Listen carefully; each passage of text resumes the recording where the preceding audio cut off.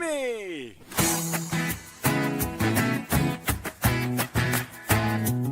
Ricky!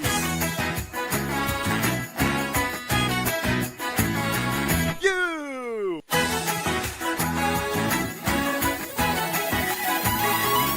Smack Attack!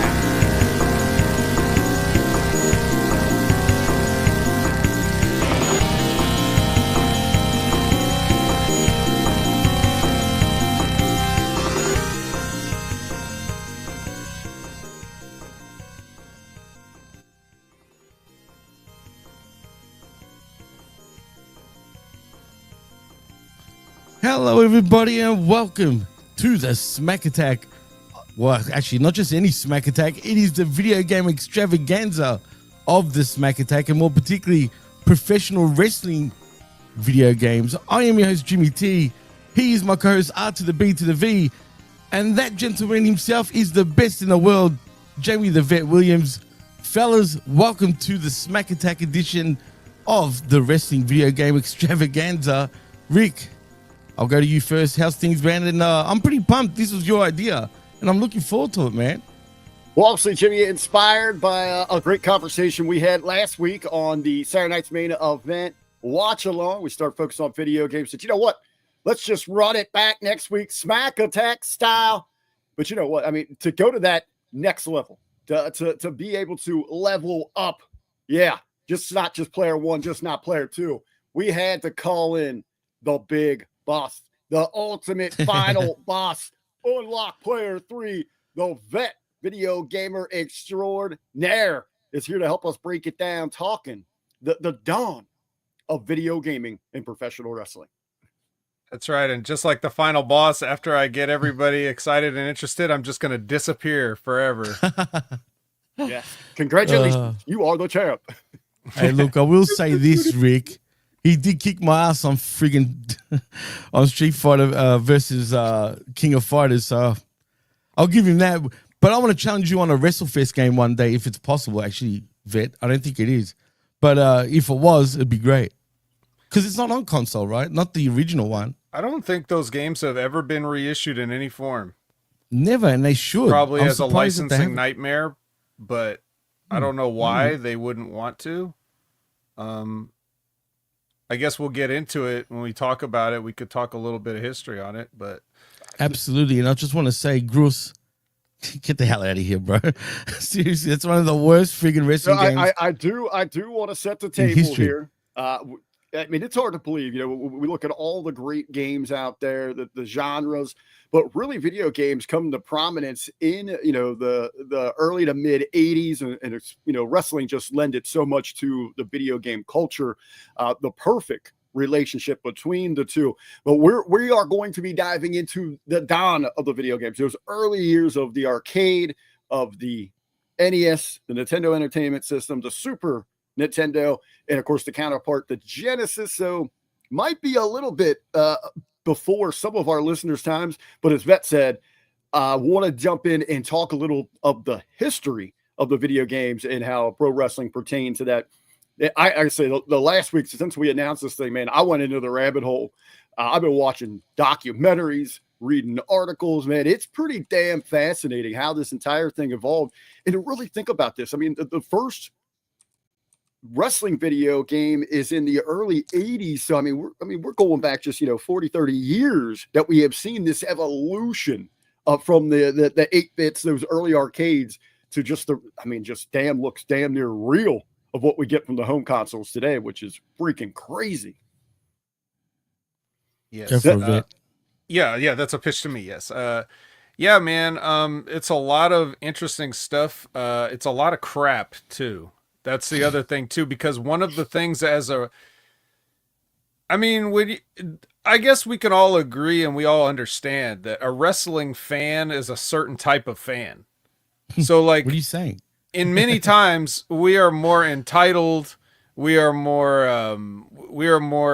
always wanting, expecting more. We know that we're going to be able to, tune in every week and get something new, and we're always hoping for something more and better.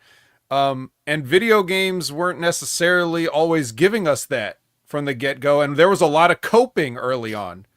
Like, you know, for example, and again, I don't know what you guys have planned. I'm just the back seat. I'm the veteran in the back seat. You guys are whoever's riding shotgun is handing me beers. I'm telling stories. I'm not driving myself. Like, that's how this is. So you guys are running the show. But, you know, just for a quick example, like, how many of us had to cope with the LJN WrestleMania Nintendo game, right? And we just had to convince ourselves that was a good game.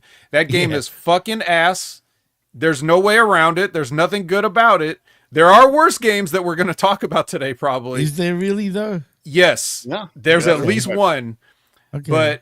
But that was an example of, like, it was licensed, it looked cool, the box looked cool, it was WrestleMania 3 themed, and we all wanted it to be good, and we all damn told ourselves it was good. And we probably were like, I'm just not good at the game. We're probably like, this is not the bad game, it's just we don't know how to play it, like those kind of things. So, you know, that's a big example of how we were set up for disappointment and a lot of coping for the years to come before we would even get games that were semi-playable even. It's funny. I just wanted to quickly chime in. Sorry, Rick. I'm glad you actually said that, because funny enough, me and Rick were talking yesterday off the air over the phone. I think it was yesterday. And I said the exact same thing about WrestleMania. I'm like, I loved it because it was the first wrestling game I played at the time, right? On console, on the original NES. But I was in denial, like I was convincing myself that it was good. Like, I knew deep down it sucked. But I loved it because, to me, it was the first wrestling game. And, of course, convincing myself that it was a good game, even though it sucked. Yeah, back then, it's true of all video games back then. If it was a bad video game, because video games were so rare, you would, like, only get a game on your birthday or Christmas, you know? Yeah. So, like, because they're so expensive and your parents are like, I don't know, $50. So when you got that game, it was like, I have to enjoy this. I have to. So we didn't think in terms of the game could be bad. We just thought maybe we were bad at the game. You know, that was a lot of, we didn't understand as kids. Like, we didn't get that until later, that things could actually be bad and it's not our fault. So, you know, I think that's going to be a running theme with a lot of these. Actually, I do realize what game it's kind of like trying to appreciate the modern day product. We just have to try to appreciate it, even though it's bad. But before we jump into, you know, the exacts with the wrestling part of the video games here, one of the things I found fascinating, the entire industry in that early 80s, I mean, we almost didn't have this. I mean, there was a huge video game crash that was brought on. If you could talk a little bit about that. That was in the 80s. So what happened was Atari sort of, like, you know, without knowing all of the details, I mean, this is territory. It's like I've read this, I've studied this, and I've forgotten it, you know, that kind of thing. So, like, but essentially, there was a big crash in the United States as far as video games are concerned. Over in Japan, everything was fine. Over, you know, they had the Famicom coming out over there, which we would get later as the NES. They, you know, people in Europe had their, you know, ZX Spectrums and whatever bullshit PC games that they were playing, you know. They were all fine. Japan was fine. We were the ones with the crash. Famously, people have, you know, they like to blame the ET game, you know, like the Atari ET game. They buried it in the landfill. Yeah, we've all seen the footage, right, of the burial of the ET games in the landfill. I think what's fascinating about video games, especially, and it's more timely to talk about now than ever, because one of the topics on everybody's mind, because it affects everybody, is the rising costs of things and inflation.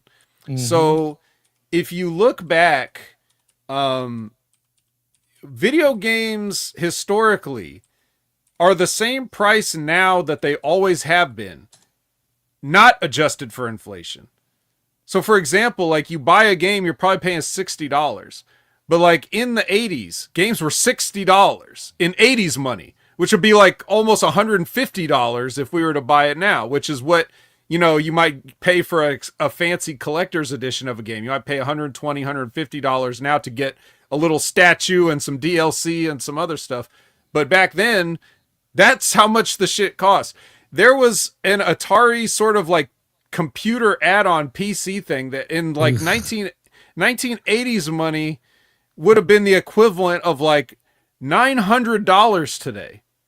And Absolutely. people are looking at the Switch 2 coming out at $500 and they're balking at it. Like, how could you charge so much for a state-of-the-art system when back then it was like the little things that would put little squares on the screen that would cost that much, you know, an equivalent Right. money. So I think it was a case of like, you did too much. America's about excess, and we do too much, and then the bubbles burst, and then we have to deal with the fallout. Like, and we have to keep like, you know, it's just an ongoing thing with trends, and economy and business and stuff like that. Like, people will hop on a bandwagon, they'll crash the market, everything will, you know, it happens with everything. So, video games were not susceptible to that. And Atari was the king of video games, and they blew it. And then here comes Japan with the Nintendo, and everything is right in the world again. And they kind of make people realize, even though this hardware now is like behind the times, Right. you know, they've already had stuff for years that we're just now getting. But you know, once Super Mario Brothers hit the United States, and then that whole thing, it reignited video games, and now it's, you know, bigger than, it's probably the biggest entertainment industry component. And it's, you know, that's where we're at today. Jimmy, as a kid, you know, obviously as Vet's laying out there, you get everything first, that wave and the boom, you know, never faded there in Japan, and it would make its way westward. And we would get so many changes by the time it hit the States. How were the games when you were growing up, especially these early years, that dawning age? How was it? How did they filter into Australia? Like, how soon would you get things down there? What kind of versions would you see? Were they more similar to what's in the West, or were they just dropping right down from Japan? No. Well, I was getting, we're kind of getting both, and I'll explain why. Like, I was kind of getting a lot of Japanese games for the particular NES console that I owned at the time, which was the Famicom there, right? Well, yeah, in Japan it was the Famicom. Here in Australia it was the NES, just like you guys, same console, everything. But we used to go by the European release dates back in the day.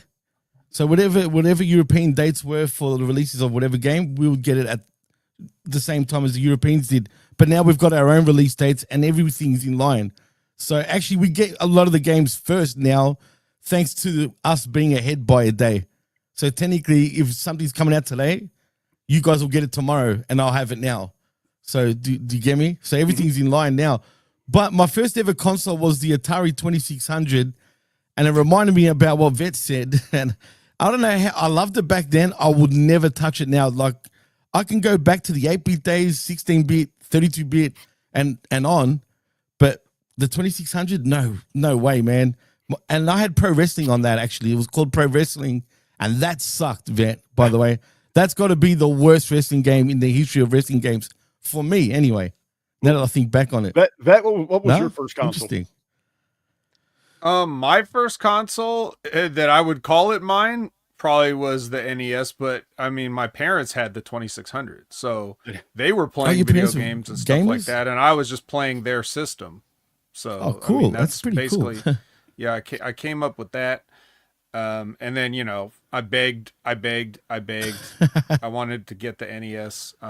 Even though at this point now it was a little bit later, like not too long after I would get an NES, like the Super NES would re-release. Oh, okay. They were, because they were reticent to get me the video game. They don't want me to turn into, like, they want my grades to suffer. They don't want me to turn into a couch potato or, like, you know, any of those, just anything. But it's like, but you guys had video games before I was born. What are you talking about? Like, you know, anyway, so that was basically it. So yes, I did come up on the Atari 2600 at first, and then got into the NES after. Well, guys, before you had the leisure to sit at home and play these awesome games and all that, we used to go to places called arcades with pockets full of quarters. We'd pump them in there. And for those that might have been a little too young to understand what the arcades are, sure, today we have our Daves and Busters and, you know, those different kinds of settings like that. I'm trying to think of the main events, things like that. Right, we still got places with arcade machines. It's still there, but man, they used to be prominent everywhere. I mean, every little town had one. You had the big flashing bright lights. It was a draw. It was a local hangout for the community, and they had all the latest games. And that's where you went to get your video game fix, because I mean, it was just so much easier to bring together the visions that they had with the size, the cabinets with the arcade games, as opposed to the consoles there. So I guess historically, the first big one, the first ever, we go back to, what was it, 1982 wrestling, 1983. I'm sorry. The first arcade to hit was tag team wrestling. I was 1 year old. You were one. Researching this thing, I remember playing this thing on the consoles, on a few different consoles, in the arcades itself. I saw it on arcades, right? But this did pop me here. You only had this option. It went right into a play mode. It was tag teams, the heels versus the babies, and the babies were the Ricky Fighters. That it popped me. That was my name there, and the heels were a mascot like Bad something, but the Strong Bads. Even got a Strong Bads versus the Strong Bads, which for the people that know about Homestar Runner and that whole internet channel or whatever, they took the Strong Bads and they made a character, Strong Bad. So if you Google Strong Bad, you're going to get this character, whatever. And anybody that sees all my profile icons as that little yellow creature thing or whatever, that's the cheat from Homestar Runner, which is like another recurring character in that universe. So the Strong Bads came from that game. That's like that weird translation issue launched an entire separate internet comedy website. There we go. There's the Strong Bads of the Ricky Fires. Jimmy, let's look at that the graphics there. This is 83, our first look at professional wrestling in the arcade. This would get things going, and we had a handful of games that would hit the scene there. Any other early ones there? We're going to deep dive that into Saturday Night Slam Masters in the WWF games itself. But there were a few other early ones for the art, just that really made a standout that came onto the scene inside the arcades before the consoles. Yeah, I didn't actually witness most of these. So I'm still pretty young at this stage. And even if I would go to arcades later that had old games, I never saw tag team wrestling or a lot of the other ones, unfortunately. There was another tag team wrestling in the arcades based off the Joshi wrestlers, actually. And it was called Joshi Tag Team Wrestling, which was basically based off the Japanese promotions, which came out in the early 80s too. But I believe it was only on arcade. Yeah, because you've seen a lot of these make a jump to the consoles themselves. As we got some images here, so I'm going to be filtering them in and out. But when it came to the arcade, and there we go, each and every week, Jimmy with the dropout. Filtered Jimmy out. Yeah, you got to pony up some more quarters, brother. If you want to get that, you're going to get that continuation 9, there. Yep. 8, 7. All right, so there he is. There. Start talking. I don't know what happened. Start talking shit about Japanese ports, man, and they kick you out. Yeah, see, I was probably thinking it's what I wrote. Sega does what Nintendo don't. Yeah, It's conspiracy. Yeah, so it is. We're looking at is the chat there. If you got any of those early arcade games that you want to throw up there, but I guess maybe the first non-license that really made an impact, and damn, they did such an amazing job with this. I mean, it was hard to believe, like, this is pro wrestling come to life. And they were so detailed in the characters, and they had the backstories, and they kind of even had their own little creative. And of course, that is Saturday Night Slam Masters, which was a direct port over from a Japanese game. Like, that was unbelievable. Jimmy, what is it called? Hold on. Keep going while I try to remember. All right, go ahead, Jimmy. You'll talk about your early memories there of Saturday Night Slam. And why we're jumping? So we're jumping all the way into the 90s from here, and then are we going to go back or what? Yeah, we kind of should go back a little bit. I'm kind of looking at just at the arcade stuff here before we go to the NES stuff. Oh, okay. All right, because this was 90s. Even WrestleFest and Superstars came out before these. These were prominent here, and I know that Saturday Night Slam Masters did make the jump over to the Muscle Bomber body experience. But yeah, this, I mean, you look at the way this was set up. This was a game changer for the arcades, and it did make the transfer over, but most notably was at its best in the arcade.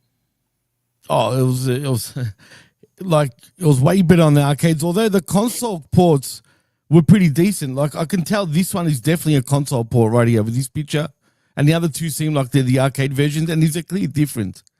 But still, it was a very well done job, and I thought it was pretty close to the arcade experience. And I used to love Slam Masters, man. Like I love that one. And there was also an SNK version of Direct Rival. Vet, do you remember that one? Where it was exactly like Slam Masters, but I forgot what it's called, man. But it was the direct head-to-head rival to this. There's a game that SNK made called 3 Count Bout, but that's almost more. That's like more of a fighting game, but it's also weirdly got weirdly some wrestling rules in it. It's like it's still wrestling, but yeah, it's more of a fighting game, and it looks exactly like Slam Masters. It's based off the exact same look. Yeah, which fighting, you know, Slam Masters or Muscle Bomber, however you want to call it. That's the Japanese term for it, wasn't it? Yeah, and you know, they had, you know, you saw Hagar there, you know, which you would know from Final Fight. So that was, you know, that was more of like at that time we were getting wrestling games were kind of like becoming a genre into itself. Like at the time this was released in arcades. So this game was a little bit more of just like is kind of a fighting game in the sense that it doesn't work like wrestling games started to work then.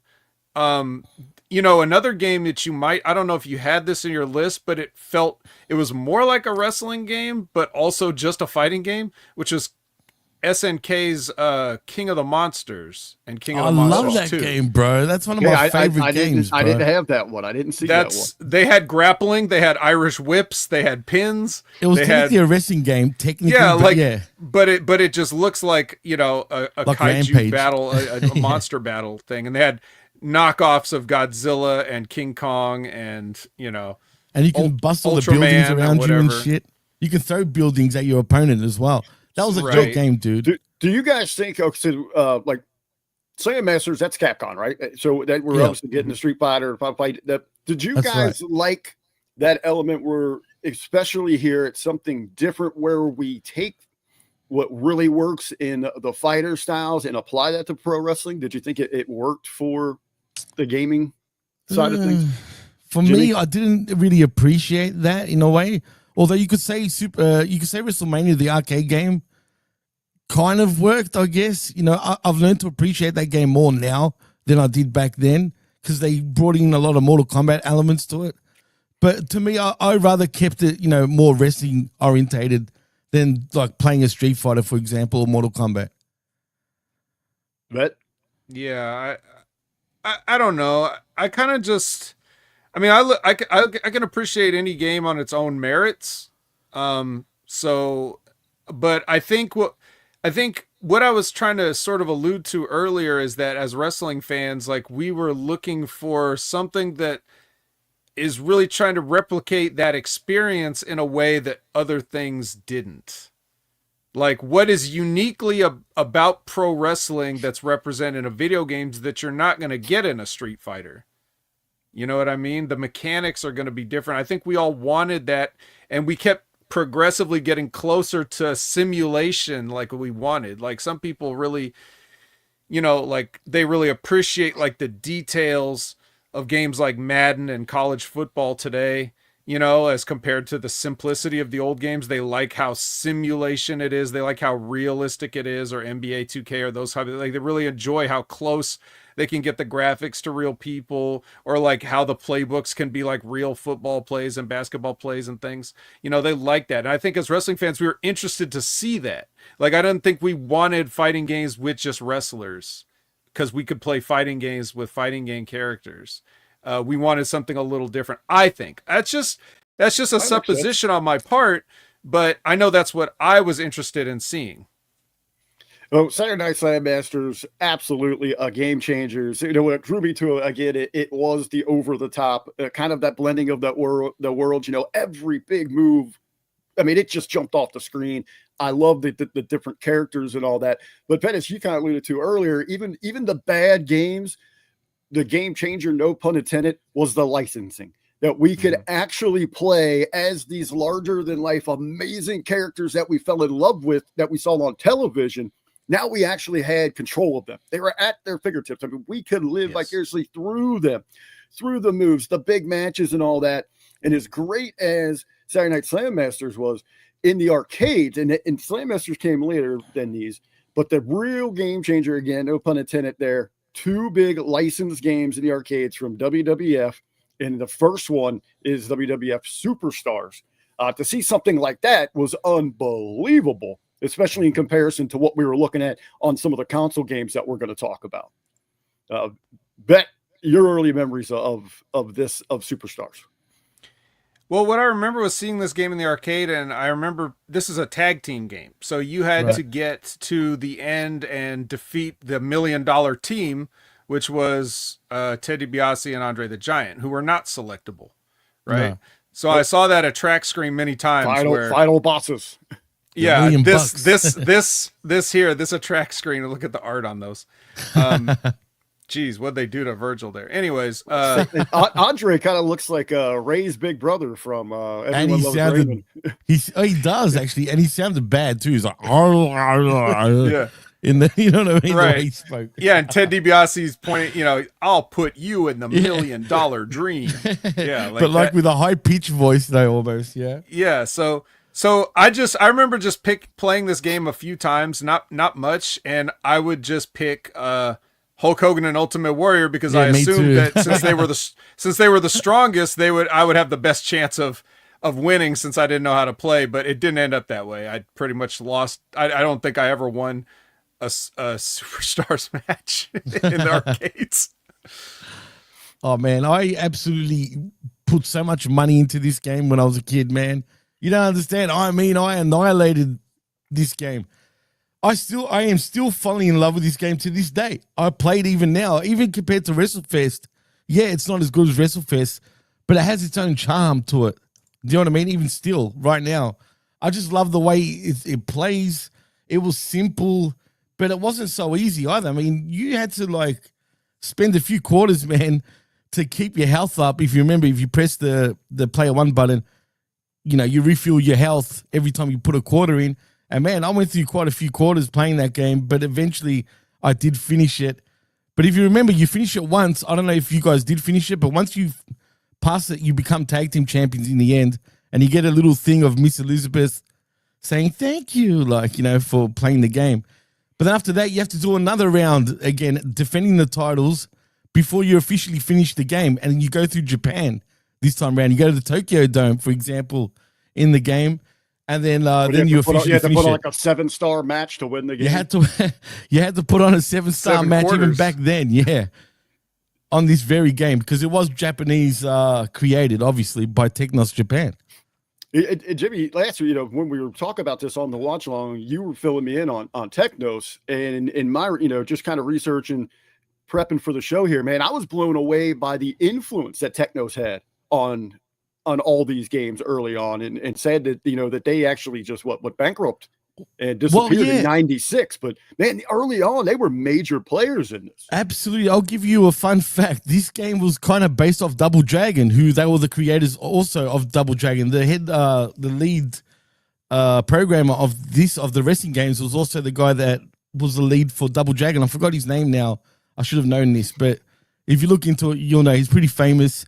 And yeah, so a lot of the look of this game was based off Double Dragon, like the bosses and all that. So I find that quite interesting, man. But it doesn't play like Double Dragon. Obviously, I loved Double Dragon also, just quietly as a kid. But yeah, the Superstars was something else, man. And we didn't have anything on the consoles that even closely replicated this. Yeah, and that was kind of as amazing as this was. And yeah, I mean, I still remember the crowds around around these games here. And then we get WrestleFest, and it completely blows Superstars out of the water. I mean, to me, WrestleFest should have been the prototype for like all wrestling games going forward. Vet, I guess maybe what were some of the holdbacks? Obviously, yeah, you can't take everything from the arcade to a console. You got limitations there, but Slam Masters did a pretty good job of it. Why wasn't there even really an attempt with WrestleFest to bring that to any of the consoles? I believe it had something to do with, well, for one, the home technology was this is how you're going to see there's like a point where the arcade technology is sort of no longer commensurate with the home technology. Like it was always ahead, And then as it kind of, as it rose, now we don't have arcades really anymore, and everything is better than arcades ever were now at home, right? But back then, home consoles were still behind, even the 16-bit ones. Very behind. So we couldn't get we were never going to get like a direct port, because at the time that this game released, what year was this? 91. 91. Yeah, there was nothing. There was no home system that could touch arcade processing power at that time. So it was always going to be a compromised port. But I think more to the point, I think it probably had to do with the licensing, because before this had come out, LJN had secured those licenses, as we're talking about. So they were producing games for the NES. They had that license for the WWF. So if these games, if Superstars came out, what year was Superstars? 88. 88. Yep. So would that have been before WrestleMania for the NES? Roughly the same year, probably, man. So let's put it to you like this: if Technos secures the WWF license and they have a contract that says okay, we're gonna make 2 arcade games with the WWF license, or however many, right? Right. LJN's gonna get a separate license for the NES, the Nintendo, they'll get the WWF license for home consoles. They divvied it up back then. It wasn't just like any video game could have. That was up to your deals and whatever your lawyers could get done, I guess. So that's why you weren't going to see these games, because LJN's not going to make these games. It's not their games. They were pathetic, first of all. I'm just saying games. They're not going to. Even if they were better, they're still not going to make these because it's not theirs. So, and by the way, 89 is when WrestleMania came out, so a year later. Yeah. So I think that's the main reason that we're going to see that, because LJN would hold that license up until the mid-90s. It became Acclaim. Right. Was Acclaim the subsidiary? Was LJN the subsidiary of Acclaim, or how did that work? No, they just because LJN just pretty much, I don't want to say went bust. They just rebranded into Acclaim. Well, because you know how they had in order for publishers to get more games on the system, because Nintendo had these weird restrictions, the seal, right? the golden seal of approval. So Konami would release games under Konami, but then they also had Ultra, which was still Konami, but technically it was a different label, right? And I thought that maybe LJN and Acclaim was that. LJN was the fake Acclaim. So whatever the point is, when you started going on into the other, the Warzone for N64 and those type of things, they held that WWF license for a long time until THQ got it. So kind of interactive. I think I've heard that the artist brought up that LGN was the toy company attached to Acclaim, so there were some. It was corporate structuring, Right. Yes, but obviously the people that were making rubber figures weren't programming the video games. They were just using that as their. You see what I'm saying? So anyway, the point is, that's a long way to say that I think the licensing was different, because because these guys were not going to port. Since Acclaim had the exclusive home licensing, they weren't going to port. Technos wasn't going to be able to port Superstars and WrestleFest to the home systems. Yeah, and it wasn't even possible anyway. But you're right, Vet. A lot of it did have to do with the licenses, because LJN at the time was only the console licenses. You know what I mean? And they couldn't. Those WWF games on arcade was separate games with separate developers. And you're talking about international deals. There's a bunch of stuff that people like. I did stumble into in Korea, they had no trademark shit back then. So all the games were knockoffs and all that. They had their Mario. They had Mario Boy or Super Boy or something. I remember. Well, that's what I wanted to bring up, because the artist brought it up earlier, how he had a fake Atari 2600. Well, I had I guess a fake NES. I don't know how my parents got their hands on it, but it was called a Spicer, right? That's how I read it as a kid. It could be called something else, but as a kid, for some reason, I read it as Spicer. But it was, I'm pretty sure, SPICER, right? How it was spelled. And it looked like the Famicom, in Japan. It looked exactly like that, the design. Except, do you remember those little cartridges that would have 200 games in one, or whatever? Do you guys remember that? I don't know if we had those back then. Well, I had an adapter, right? and you'd put the adapter in, and then you'd put these cards, and they were from Asia, all these games. And you'd have every NES game on there, man. Like every game. None of this was legal in the. It wasn't in legal. the sense I didn't know that at that time, though. But yeah, It wasn't legal. But it played NES games too, like original NES games. But also had its own things. But that was cool growing up because I had all that. I practically had every game, man. Like growing up on the NES, and then that's when I switched over to Sega after that. Right. Well, Jimmy had every game, but Vet had mentioned the steep pricing of video games here in the States. So there wasn't anything better with the home consoles on a Friday night to go to the local mom and pop video store or that big chain that came in and ran everybody out, Blockbuster, and rent your favorite game for the weekend. For me, that was usually a VHS of something wrestling related and a video game wrestling related. We're ready to go. Family night. We'd go get pizza. You get your snacks for the weekend, your soda, maybe have the boys over for a sleepover, and you get settled in. And you said you couldn't really go out and afford the $60, but for $5 to $10, you got that bad boy for the weekend. It was all yours. I used to love going to the video store, man. Hell yeah, man! You go to that wrestling section and then the video game section, man. You were all set, ready to go. Let's take a look before we're going to jump into the Nintendo Entertainment System, the NES. Let's take a look at some of the non-licensed, some good, some very bad. You were talking about rubber figures there, Bet. One of the very bad ones. Remember muscle wrestling. Yes. Yuck. So yeah, again, this is another one of those like imported properties from Japan that they just changed the name like they did with everything back. So it's Kinnikuman is the original manga series and anime, so you all know that guy. Did you guys ever have any little muscle figures? Yeah, they rebranded. Yes. So they rebranded it here as Muscle, which it stands for something I forget. Like, I'm not even going to try to remember. Yeah, Somebody in the chat will put it in. But yeah, so they had the little rubber figures that would come in like 4-packs, and it was like a random 4-pack. So like sometimes you'd see a figure that you didn't have, but it would come with like 2 you already had. So you had to like it's just like buying baseball cards, except you can already see what's in the pack. So no way, Labret. Really? That would be worth some coin. Yeah, just wait a minute. So anyway, this is what I was saying. When I was saying there are games worse than WrestleMania, this is absolutely it. Not only is this one of the worst wrestling games ever made, if not the worst, it is possible. It's in the candidate for worst video game ever made. I don't think it is, but it's you could definitely make some arguments about it. It doesn't in any way resemble wrestling other than the fact that it takes place in a ring. There's no distinction between any of the characters, like as far as like abilities or whatever.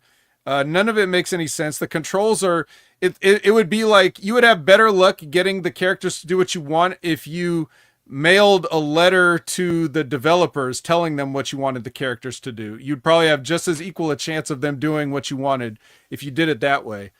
It's absolute trash tier video game, even though the licensing itself is cool.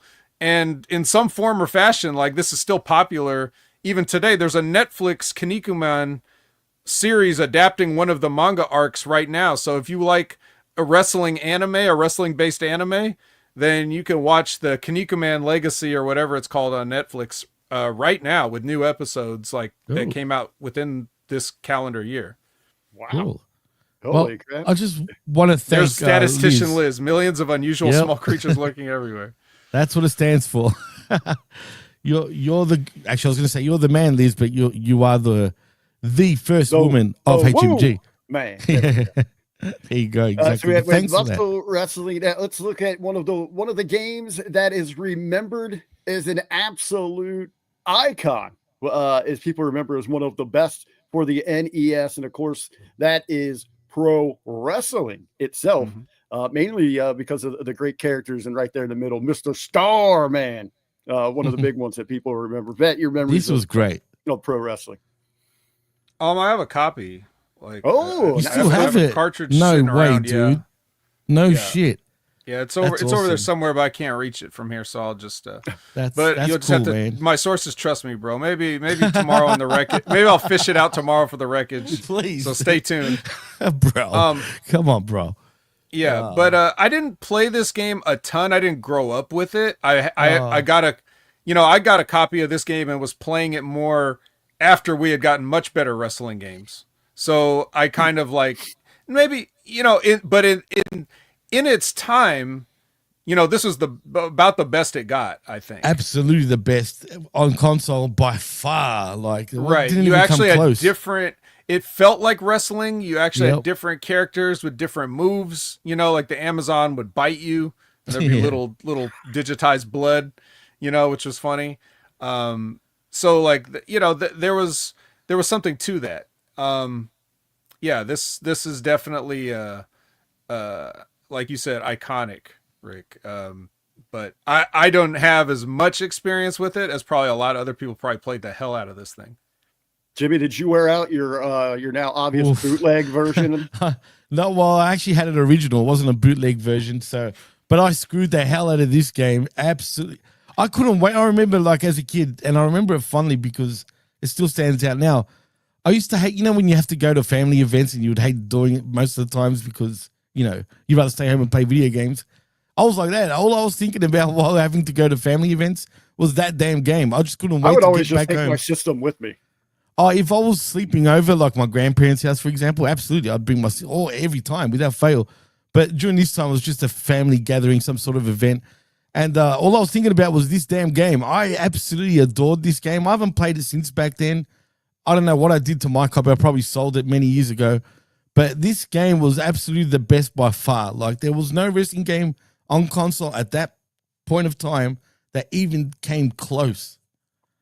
Damn, some very high praise there for Jimmy. Everybody loved it, but Jimmy really loved I loved it, man. It's sentimental to me, so maybe I'm a bit biased. Very, very cool. Now let's get to my favorite wrestling game for the Nintendo, for the regular NES, and that was Tecmo World Wrestling. I absolutely that was good too. Loved this game. I loved the characters. I loved the gameplay. I liked the training mode. It kind of had the storyline element to it. It was kind of, even with the training, it reminded me of Mike Tyson Punch Out and all that. I loved this game. And come on, man. This was one of the first ones that, correct me if I'm wrong here, you could like edit too some of the wrestlers too. Like, I don't remember the names actually. in that. I don't know. I don't remember. Yeah, I don't remember either. And I did own this game, but I just don't remember if you could edit or not. And so, something like big old Rex Watts guy, and then would you have the Rose guy that was like Flair, but everybody loved who was a Dr. Guido. That's why I remember like editing, because I think we just always changed it to Dr. Dildo. But he had that giant swing. Yeah, and it had the giant swing, right? The cinematic motion stages and that. I remember that. And I loved Tecmo World Wrestling. Jimmy, this was good too. Yeah, I loved it. I'll probably put it almost like at the same point as the previous game we're talking about. They'll probably just as good as each other. They kind of remind me of each other too. I love this too, but man, this is when we're starting to get kind of spoiled from Japan with some of these wrestling games. This remind me more of like a New Japan type of wrestling game, if you know what I mean, compared to others at this point. But I still loved it, and man, I haven't played it for like over 40 years, man. And no, I didn't own the bootleg of this game either, for crying out loud, Gross. Just because I had the bootleg console didn't mean I always owned the bootleg frigging games, just quietly. Yes. So Tecmo had between this and Tecmo Super Bowl, like that was all the sports games I needed. Because like and like the artist said, even Tecmo would put those cutscenes. Even going back to like Ninja Gaiden, those were the first times you would see like the cinema scene where like, it would tell the story with the actual picture. It had that yeah. Right. Yeah. And the same thing with like, with the Tecmo Bowl and stuff, like the touchdown celebrations or like the, all those animations for those things. And the same thing with this, like when you would put somebody in the giant swing or whatever, and like the little cutscenes would come up. There was a story mode too. And there was another character that had a giant swing. Funny enough, I know I remembered that. It was like, I think it was the blonde Russian guy, whichever character that was. I don't remember, but he also had a giant swing, but he wasn't as cool looking as the Doctor character, so nobody wanted to pick him. But yeah, the giant swing was so cheap. And then there was also like a secret boss, you know, like once you beat everybody, and then there was like the white tiger guy. Yeah, the white tiger. Yeah. Tiger It was like Mask. Tiger like- Mask. It was Tiger Mask. Yeah, they had the little story telling you, T-Ray. oh no, Yeah, there's yeah. a new, you know, like so. Hey, that's another thing. I mean, it was like the first time that we Boris, got the isn't it live Boris? commentary, the play-by-play at the bottom of the screen. Yeah, on the bottom, you'd see the little heads too, like sort of Yep. thing come up. Yeah, that was a great game, man. Like it really was. Tecmo was a bunch of Japanese dudes doing American sports better than America would for probably ever. And that's why I said it reminded me of a New Japan game. And it was the beginning, and great call, actually, artist, because I was kind of going to say that as well, but I wasn't 100% certain. But it's true. This is where the Fire Pro Wrestling grapple system was created. It kind of was based off this game. It was really like, technically, it was based off the game. I forget there's a certain word I wanted to say, but well, there's it's not coming to me, there's but something yeah. to it. There's something to it in pro wrestling too. Yeah, Like they're it's both- something that's why I about said the they're both timing similar. of the moment you lock up. Yeah. You know, so And you know, can't explain it too. It's hard to tell like how you lock up and do a move if you don't. It's kind of difficult even till this day if you don't understand it. Right, and if both people know the timing, then it's basically just like a coin flip. Like the game will Right. flip a coin and be like, I well, I actually guess did- you got it. Funny you Yeah, guys brought it's it up because I true. had it in my notes to ask you about all these games, man. Because I don't know how like we didn't get carpal tunnel at such early ages. Because all you're doing is just mashing the shit out of those things. A-A-B against you know your friends and all that to try to get that meter to sway your way that you can get the suplex or whatever the case might be.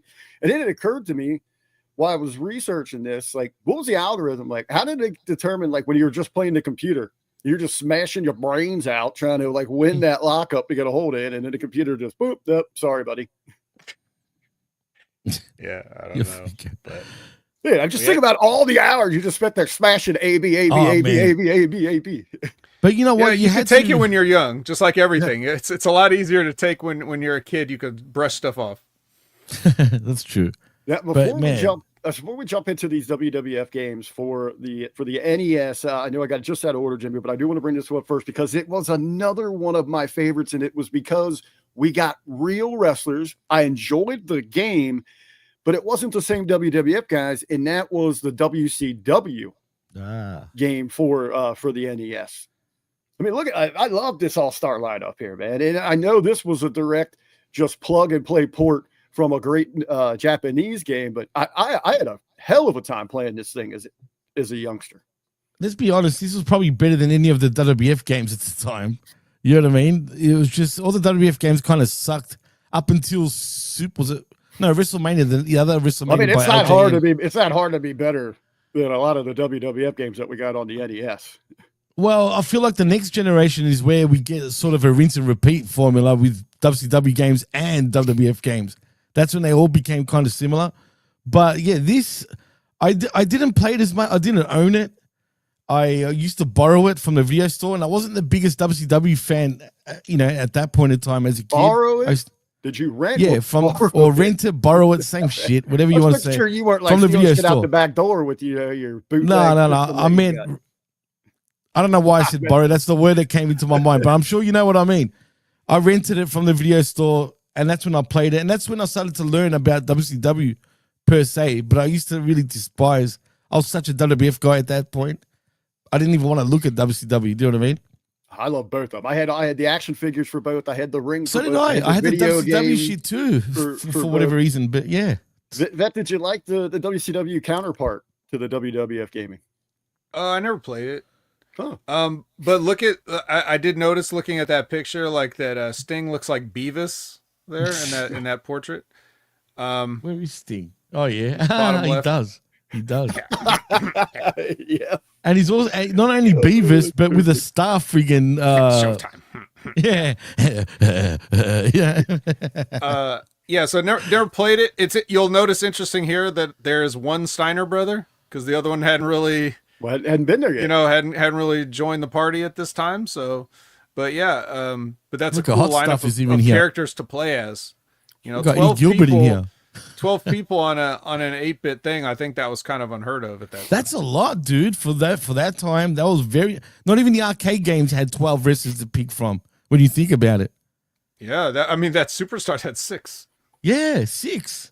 I think it was up until WrestleFest we had 10. I think at that point, Yeah. and that was a big deal. Yeah, this having that many though, That's pretty unheard of, man. There was nothing like that, actually, to be fair.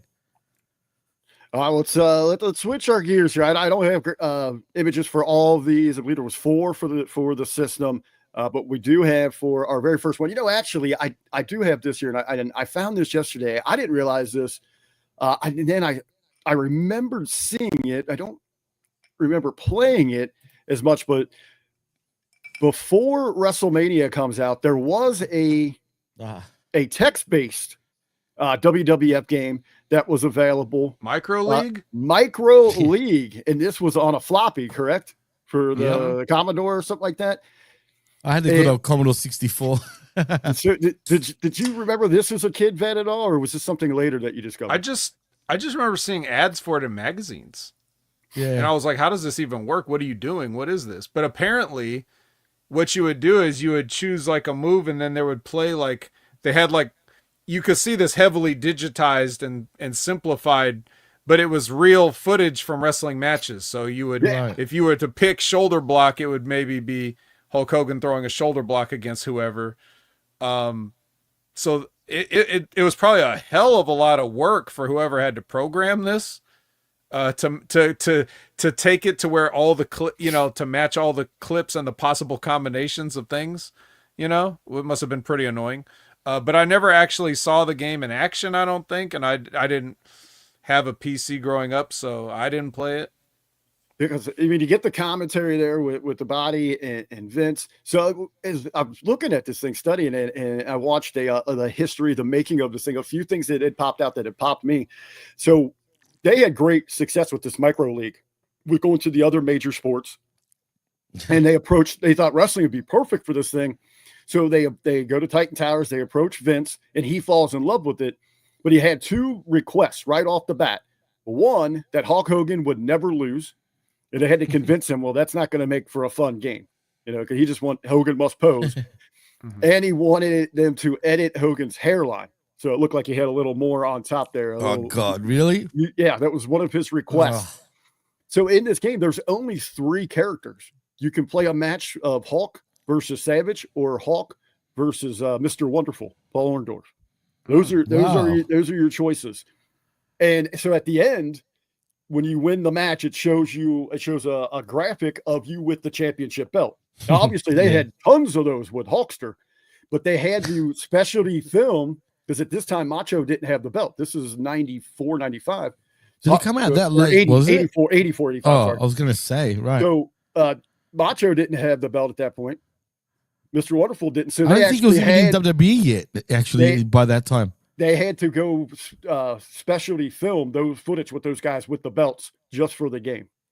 That's hilarious, man, because Mr. Wonderful definitely never won a friggin' WWF World Heavyweight Championship during that time. Or did you say Hawk was the other playable character? Yeah, it was Hulk, Wonderful, and Savage. Those were the only and three. Savage, okay. Yeah, it was either a match with Hulk and Savage or Hulk versus Orndorff.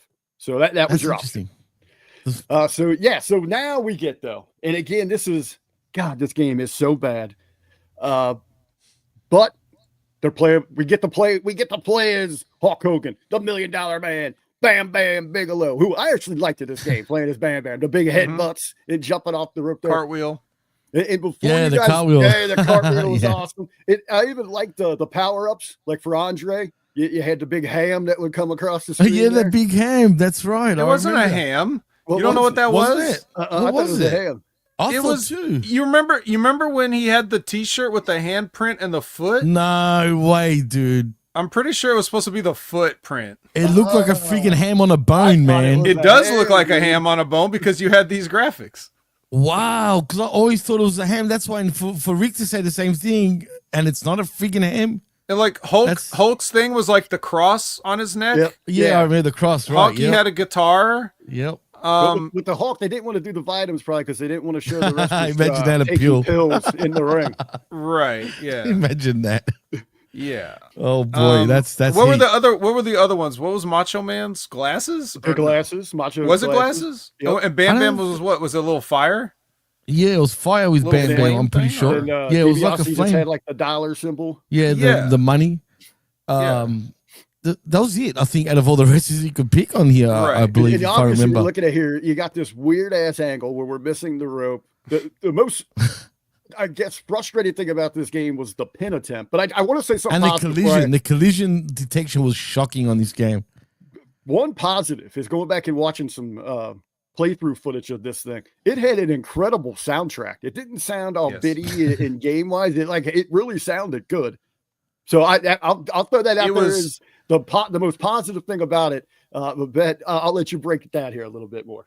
Well, I mean, look, everything was fine except playing the game. The presentation was good. The graphics were good for the time. Like it was trying, but unfortunately, the main reason that you have it, which is to actually play it, does not work.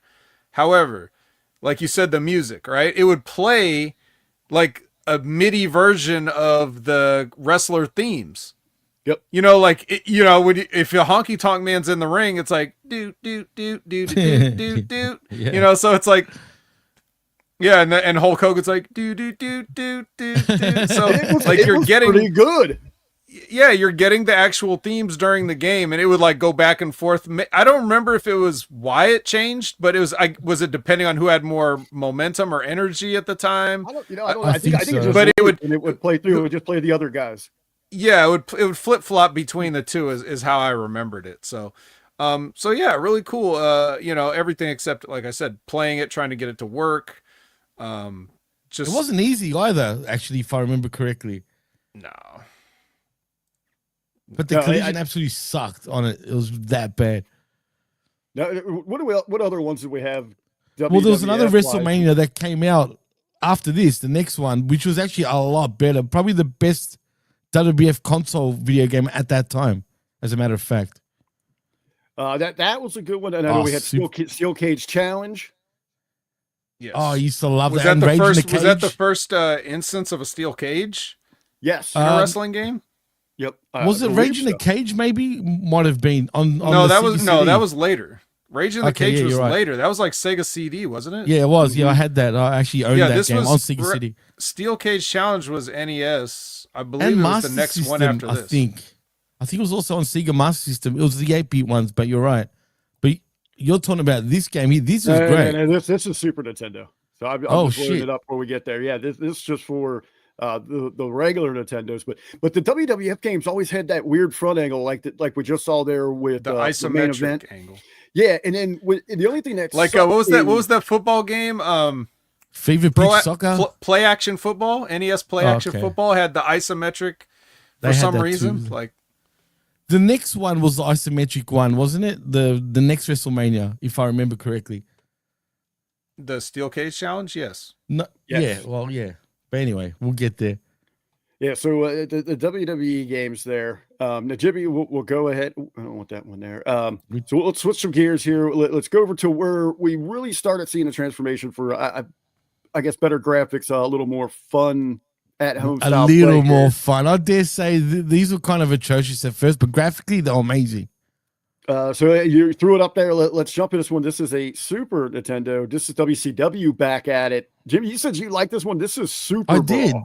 Yeah, I did. I enjoyed this, man. I thought this game was a pile of crap, especially as compared to what we got on the NES. They went completely backwards for me. Well, see, I feel like that about a lot of the wrestling games during this generation, to be honest, until we got Slam Masters on console, for example, and stuff like that. That's when there was a lot better than any of these games till that point. But this I liked because, first of all, I believe that is Tony Schiavone in the bottom right. Mm-hmm. He actually was commentating, like you heard his voice actually commentate on this, but not like what we have today. But he'd say certain things and moves and whatnot, which was ahead of its time because we didn't have that on a console yet. And graphically, I mean, look at it. It looks pretty good for what it is, even though Vader in this game looked pretty skinny and looked more like Rhino instead of Vader, but still, it's Vader somewhat. To me, this angle was really weird. It was hard to judge where you're at in the ring for lockups, for moves. I did like the player selection. Again, it's something different. You're getting the WCW talents. The gameplay was just real jerky in this one. Vet, did you get to play this one at all? No, just saw screenshots of it growing up. With the WCW games, was there a certain They were reason? very hidden, sort of, man, compared to the WWF games at the time. Were you not necessarily just like a WCW guy when it came to the gaming, or was there a particular reason, or just didn't happen to pick it up? I think I never had an opportunity. So, like, if I would go to a local video store, they didn't have these for whatever reason. So, if it was a wrestling something, I was going to be on it, even if I'd never heard of the wrestlers before. Because I would just soak up all that kind of stuff. But I just never saw these. I saw them in the magazines, and I never saw them at any place where I could purchase or rent them. And to be fair to what Vet said, they were very obscure. You had to dig to find these games, man. Right. You really did. WCW, for whatever reason, up until the next generation, wasn't as mainstream, even in video games, compared to WWF. Jimmy, I know you were more. So when we get into this phase of the gaming and all this, you were more of a Genesis guy. Were you disappointed that you didn't By this point, that you didn't get a WCW game on the Genesis? are you sure? I'm pretty sure There might have wasn't been one. one. Not one? There wasn't one not one switched over. That's interesting. That's interesting because I played this because I would borrow the Super Nintendo at the time before I made my mind up on what I wanted. And this was one of the first games that I played on the Super Nintendo. That and the Super WrestleMania too, a bit later also. Well, actually, no, a bit earlier with that. And I felt like that was something huge at the time. But yeah, I'm trying to think. I didn't really come across any WCW games on the Genesis. I don't think. I think you're right. But I could have sworn maybe there might have been one release or not, but you're probably right. It probably wasn't. Yeah, it was one of the few that didn't. Now, there were some exclusives that just got onto the Sega Genesis, but I think it was just for like the European stuff like that were just like straight. Now, there was wrestlers. There would be differences between, say, Royal Rumble on Super Nintendo and Royal Rumble on the Genesis. All the WWF games did transfer over. So, and you did say Super WrestleMania, which we did see a lot. Which was also on Genesis. Which was on Genesis, basically the same players. But one of the games that really was a difference maker when it came to the rosters was the Royal Rumble. And I loved the Rumble, especially, going back to WrestleFest where we saw an actual Rumble in a match. Now they had the whole game around this thing. And for the Super Nintendo, I thought their roster was way better than the Genesis. Than the Genesis one? Oh, yeah. It's debatable. I think the Genesis one had more on the roster side of things. More. It was the same amount of people, but they had Genesis had Hogan, they had Papa Shango. Yeah, there's no Hogan on this one, right? Yeah, not on the Nintendo one. You had Flair and them. I'm pulling them up here, and Vet, I'll let you kind of jump in about the comparisons between the two and which one you preferred between the Royal Rumble. Well, I never played the Genesis version. I always had Nintendo stuff growing up pretty much, so this is really the only choice. This game actually is sort of responsible in a way for me sitting here because as we all kind of dip in and out of wrestling fandom, like we at least have one period where we kind of are like, whatever. And then something brings us back. Right. And then we kind of stay. And this was that thing. I was at a Tower Outlet store. Now, Rick, you probably have heard of those. I don't know, Jimmy, if you had them, but Tower Records used to have. I don't think we did. These stores where they would take all their overstock merchandise and sell it at discounted prices. So they had a copy of Royal Rumble here. And what they would do is they would damage the merchandise on purpose so they could discount it. So like, so if you were to buy a CD from there would be like this little notch cut in the plastic, like in the jewel case. That's nothing. For some reason, just so they could say. And for this, I remember it looked like somebody took like an ice pick and just poked a hole through the cardboard box in the corner. Other than somebody poking a hole through the box, it was a completely brand new product. That's it was $20. So wow, during those days. So I took this game home and I was playing it, and it was the most fun I'd ever had playing a video game up until that point. Because you had the chairs, you had choking. Like you had finishers for the first time.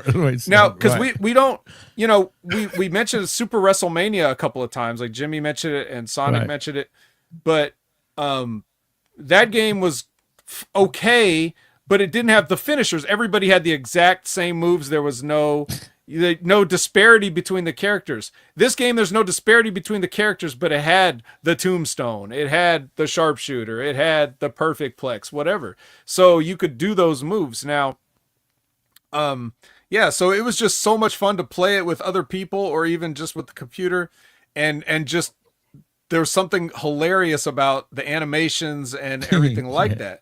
So because of this, like, I got back, even though this is like this, I got this around like late 94, early 95. And this was set, this game is set back around the 92, 91 roster, like a little bit there.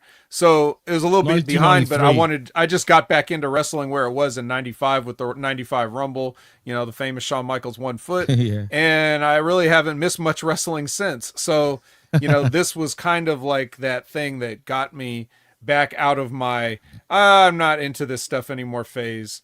It was this game here, so it's extremely pivotal. It's probably the most pivotal video game of my entire life if I'm really looking at it. Very, very cool. I feel the same way. Around this time too, I kind of was turned off by the product and all that, kind of just from gaming itself. See, this is 93, so where I'm at in life, I discovered this thing called Pussy. So wrestling really wasn't at the forefront of things for me, but you were in high school by this point, weren't you? Loved this game. I was knocking on the doors just before that. I loved this game so much. But real quick here, Jimmy, in the chat asking here, the SNES and Genesis versions were released 3 months apart, with each version having several exclusive wrestlers. The two versions share 7 wrestlers. They share Bret Hart, The Undertaker, Shawn Michaels, Razor Ramon, Randy Savage, Crush, and Lex Luger. The 5 remaining members of the rosters were different between the various. For the SNES versions, Ric Flair, who oddly enough had left the company back in February before the release of the game, the return to WCW. The SNES also had Mr. Perfect, Ted DiBiase, Yokozuna, and Tatanka. The Genesis version had Hulk Hogan, IRS, Jim Dugan, Rick Martel, and Papa Shango. I think I like the Genesis one's better. You think but they're like pretty good. But they're both pretty good. I mean, depending on who you're a fan of, like you may have the perfect roster on your hands. Yeah, I get sick, man, because I usually played as Razor, but Flair was my guy too, so I loved him. So it was nice to have. Yeah, Razor was my guy during those years, absolutely for me at that point. But I was a Hulkamaniac too, so I was happy. Fun trivia fact about the game. So, this is where you have your meter, you lock up, and the meter comes up. Right. So it's a visual indicator now, and you got to mash those buttons. As Rick was saying, you got to mash those buttons, right? And, you can only do certain moves until their health bar goes down, and the farther it goes down, the more you can do the more damaging moves with like the L. The L trigger would do like the atomic drop. The R trigger would be, what was it? I can't even remember now. I'm surprised you remember what it this. is. Was it the hip toss? Oh, no, it was your finisher if you had it. Like if they were in the red, you could do your finisher. And the hip toss as well. You're right, Rick. Well, that was on. Yeah, if you didn't have it, it would do something. But so fun fact though, you could break the entire system and have a stalemate, because if you press the directional pad opposite. I don't know if this is true on the Genesis because I didn't play it. But on the Super Nintendo version, once you've locked up, if you press the control pad towards yourself, wherever you are on the screen. So if you're on the left, if you hold left towards yourself, their meter cannot move. It will be locked in place. You could have a turbo controller. They ain't moving that meter until you let go of that button, and they can do the same thing. So like if you both you could both stalemate yourself on lockups, and you just have to revert to strikes for anything. That'd be annoying after a while, right? It would hurt your fingers, that's for sure. Yeah. Damn, Scotty say that was for the SNES, but hey, I learned that here today. A little out of order here, Jimmy, but you can see where it's at here. So the game following Royal Rumble, which a lot of people think it was built on, and like it more than Royal Rumble, was Raw. I love this one. This has perfected everything about the previous game. Gameplay, but for me, I loved Raw. I absolutely love this thing. Countless hours playing this thing. To me, it didn't hit as much. I love that Royal Rumble SNES roster. I like the more vibrant colors. Obviously, Raw here a little bit more raw feeling to it, which is cool. Goes along with it. Still, all around great freaking game. And I believe history made there is Luna was the first female to get on a cover of a wrestling video game. True. As a matter of fact, I did have this on the Genesis, but Like also a WWF game, because there were other just female games as well. Well, this was my first 32X game also, because it came out on 32X, which is 32-bit at the time. To be honest, there wasn't much of a difference. Like, it played kind of smoother. There was more wrestlers, though, and you got some, like, sort of full motion video. If you know what I mean. You had the raw intro proper at the start instead of the sort of 16-bit sounding version. But I enjoyed this, but I loved the game that came out right before this, which was only a Sega City exclusive, which was Rage in the Cage, because it was exactly like this, except you had all the real audio, like the real themes, because it was on CD, and also you had the Fink announce the wrestlers, which was cool at the time, man. Did the CD games kind of suck them because of all the pausing to load? The loading, no. It wasn't too bad, like, for loading on the Sega CD. Not that I never got into those, but that was a complaint I always heard. It was like took forever for the load screens, for the cinematic stuff and all that. Yeah, well, it wasn't too bad, but you did get a lot of full motion video, though, on that, too, which was also cool. So for me, out of that generation of games, Raw was great, but that Rage in the Cage game was way and beyond better than any of them, I think, because of the CD factor. What did you think about the Raw update over the Royal Rumble and how important that game was to you? Yeah, it was cool. It felt like more of the same. Like, update is kind of what you want. You don't want them to change too much. There were like minor changes in the engine too, like the way it moved. I guess it was way smoother. It was smoother. Yeah, smoother, but not always in the best way. Some of it made it kind of look awkward. Some of the animations were a little bit awkward. You know, like when you were trying to get Bam Bam's diving headbutt or 1 2 3 Kids moonsault thing to work, it would just kind of look weird sometimes. But never a huge issue. Playable Luna. You finally had like a cool power bomb in the game because Diesel was in it. You know, Sid Justice was in Super WrestleMania, but like I said, they didn't have finishers in that, so couldn't use the power bomb in that. Now you finally can use the power bomb. So, pretty good. All right, Jimmy, you had been singing the praises of this one, and this takes us back to a different element for professional wrestling, and we get more of that fighter style. And this is WrestleMania, the arcade game for both the Genesis and the Super Nintendo. Jimmy, I'll let you go, man. I know you love this one. Well, this was unique, and I played a lot of hours on this thing. Yeah, see, back in the day, I kind of didn't like it at first because I was used to all those previous wrestling games, and I felt, what the hell is this? Like, it was kind of based off Mortal Kombat. It was the same developers as Mortal Kombat and NBA Jam, and obviously it was done by Midway. There was even a fun fact on this game. One wrestler had a fatality. The only one that actually had a fatality in the game was Undertaker, funny enough. And I didn't appreciate it back then, even though I owned it on the Genesis. But I've been playing it on the arcade recently, and I started to enjoy it. I actually like it a lot better now than I did back then. And it's actually a good game if you actually give it a chance, although it's extremely hard. There was a sequel to this that came out on PlayStation, but called In Your House, if you remember as well, which is exactly the same. But also you could have backyard wrestling and shit like that on it. Vet, did you enjoy this one? I know you shared some of your thoughts with the clash in styles there earlier with some of the different games. Yeah, no. In hindsight, definitely no. In the current, at the time, I was trying to cope with it. Because I just wanted anything WWF, anything wrestling. I just wanted to play it. It's a video game. It's wrestling. What could go wrong? So I tried to like it. I never really got to play the arcade game because, again, I didn't see it out in the wild at any of the arcades I went to, coincidentally or not. It just wasn't, no one really had it around my areas. Or if they did, like, I missed it before they took it out, so I didn't see, like, I only played the Super Nintendo version, and it, that was missing, like, the bigger guys like Bam Bam and Yoko. So I didn't. I think it did hurt on the Super Nintendo here. I think there was only 6, but at least with the Genesis you had 8 playable characters, right, Jimmy?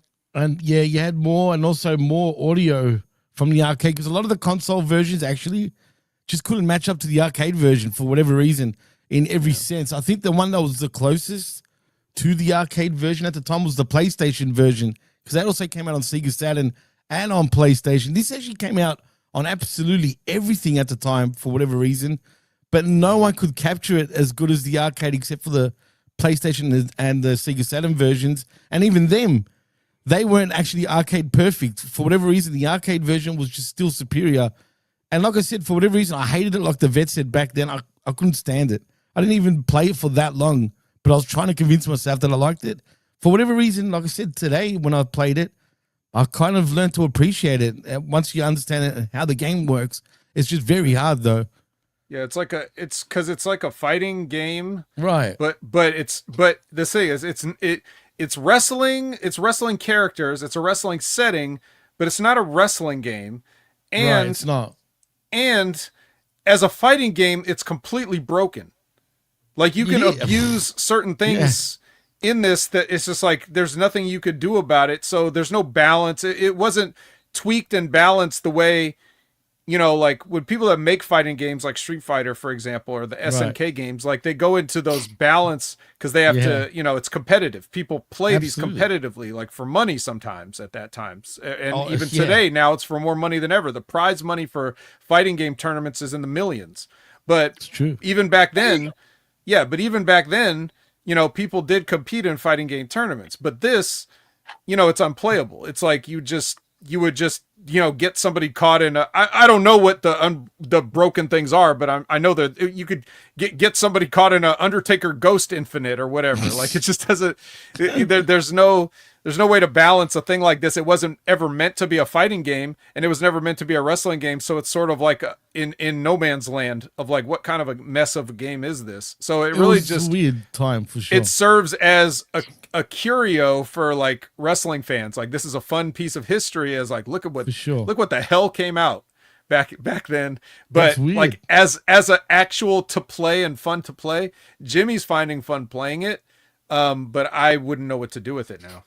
It took me like 30 years to actually appreciate it. And it's funny, Bruce says, oh man, those matches are ridiculous. Those 1 versus 4 matches, it's impossible. Even to this day, I could win the Intercontinental they would just beat the shit out of you. Bro, you can't win. I can't win the WWF Championship on that game. It's that hard, man, because they throw all sorts of shit. The one thing that was great about this, though, was graphically, it was on a different level to all the previous wrestling games we had because it was the real digitized versions of the actual wrestlers, you know what I mean? And this was all motion captured as well. All the wrestlers came in to do their bit for this game. It's funny, Adam Bomb was supposed to be in this. Is another little fun fact. And the reason why Adam Bomb wasn't in the game is because he didn't turn up to do his no-showed it, motion capture. Yeah, no-showed it like an idiot. So he didn't get paid and got released. He would have stuck out like a sore thumb because you had all these main eventers and then this guy that just did jobs on Superstars or whatever. Don't tell him that. He thinks he was a big star. A lot, you know, to this game, but he thought he was too big for this thing, and then he misses out on all those royalties. It's weird that he would have done that, but everyone else that was there, like Shawn Michaels, Bret Hart, Undertaker, Yokozuna, apparently they were awesome to work with. But yeah, for whatever reason, he thought he was bigger than this. Well, we're talking about some Genesis games exclusive. Jimmy, I'm sure you spent a lot of time alone with this one on those late nights. I did. And that is Cutie Suzuki's Ringside Angels. We got a little footage of that one from the gameplay that you partook in. This one here?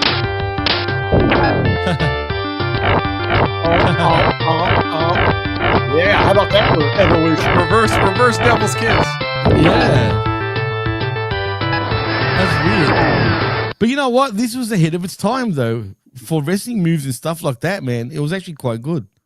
All female game there. Jimmy, did you play this thing, honestly, at all? I didn't even know this existed until doing research for the show. I didn't at the time, up until more recently, I'm talking about recent years, on emulation. Like, you know what I mean? That's where I came across it, including a lot of the New Japan games that came out on arcade that I know I didn't have access to in Australia. I don't know about you guys. But yeah, we didn't get none of these New Japan arcade games that were brilliant also, and All Japan arcade wrestling games that were great on arcade at the time. But this was good too for what it was. We had those limited releases in the West, and where you're at, Jimmy, there and here in the States, man. But I mean, I was going to touch on some of the Japanese games. Man, they had a ton, bro. That I didn't even know. A lot existed. of license between All Japan and New Japan. Of course, this entire time frame that we're talking about, we had the debut and a number of games and just advancements, and it really set the bar for wrestling game as the Fire Pro series had started. Oh. Absolutely. During all these games that we're talking about there, were there any games that maybe we didn't hit on that you really enjoyed or you wanted to talk about, how the innovation or things like that? No, not really. I mean, I think we pretty much, like I said, I'm just in the backseat along for the ride. So, but there was one arcade game, the last probably WWF game, which was Royal Rumble, the arcade, if you guys remember.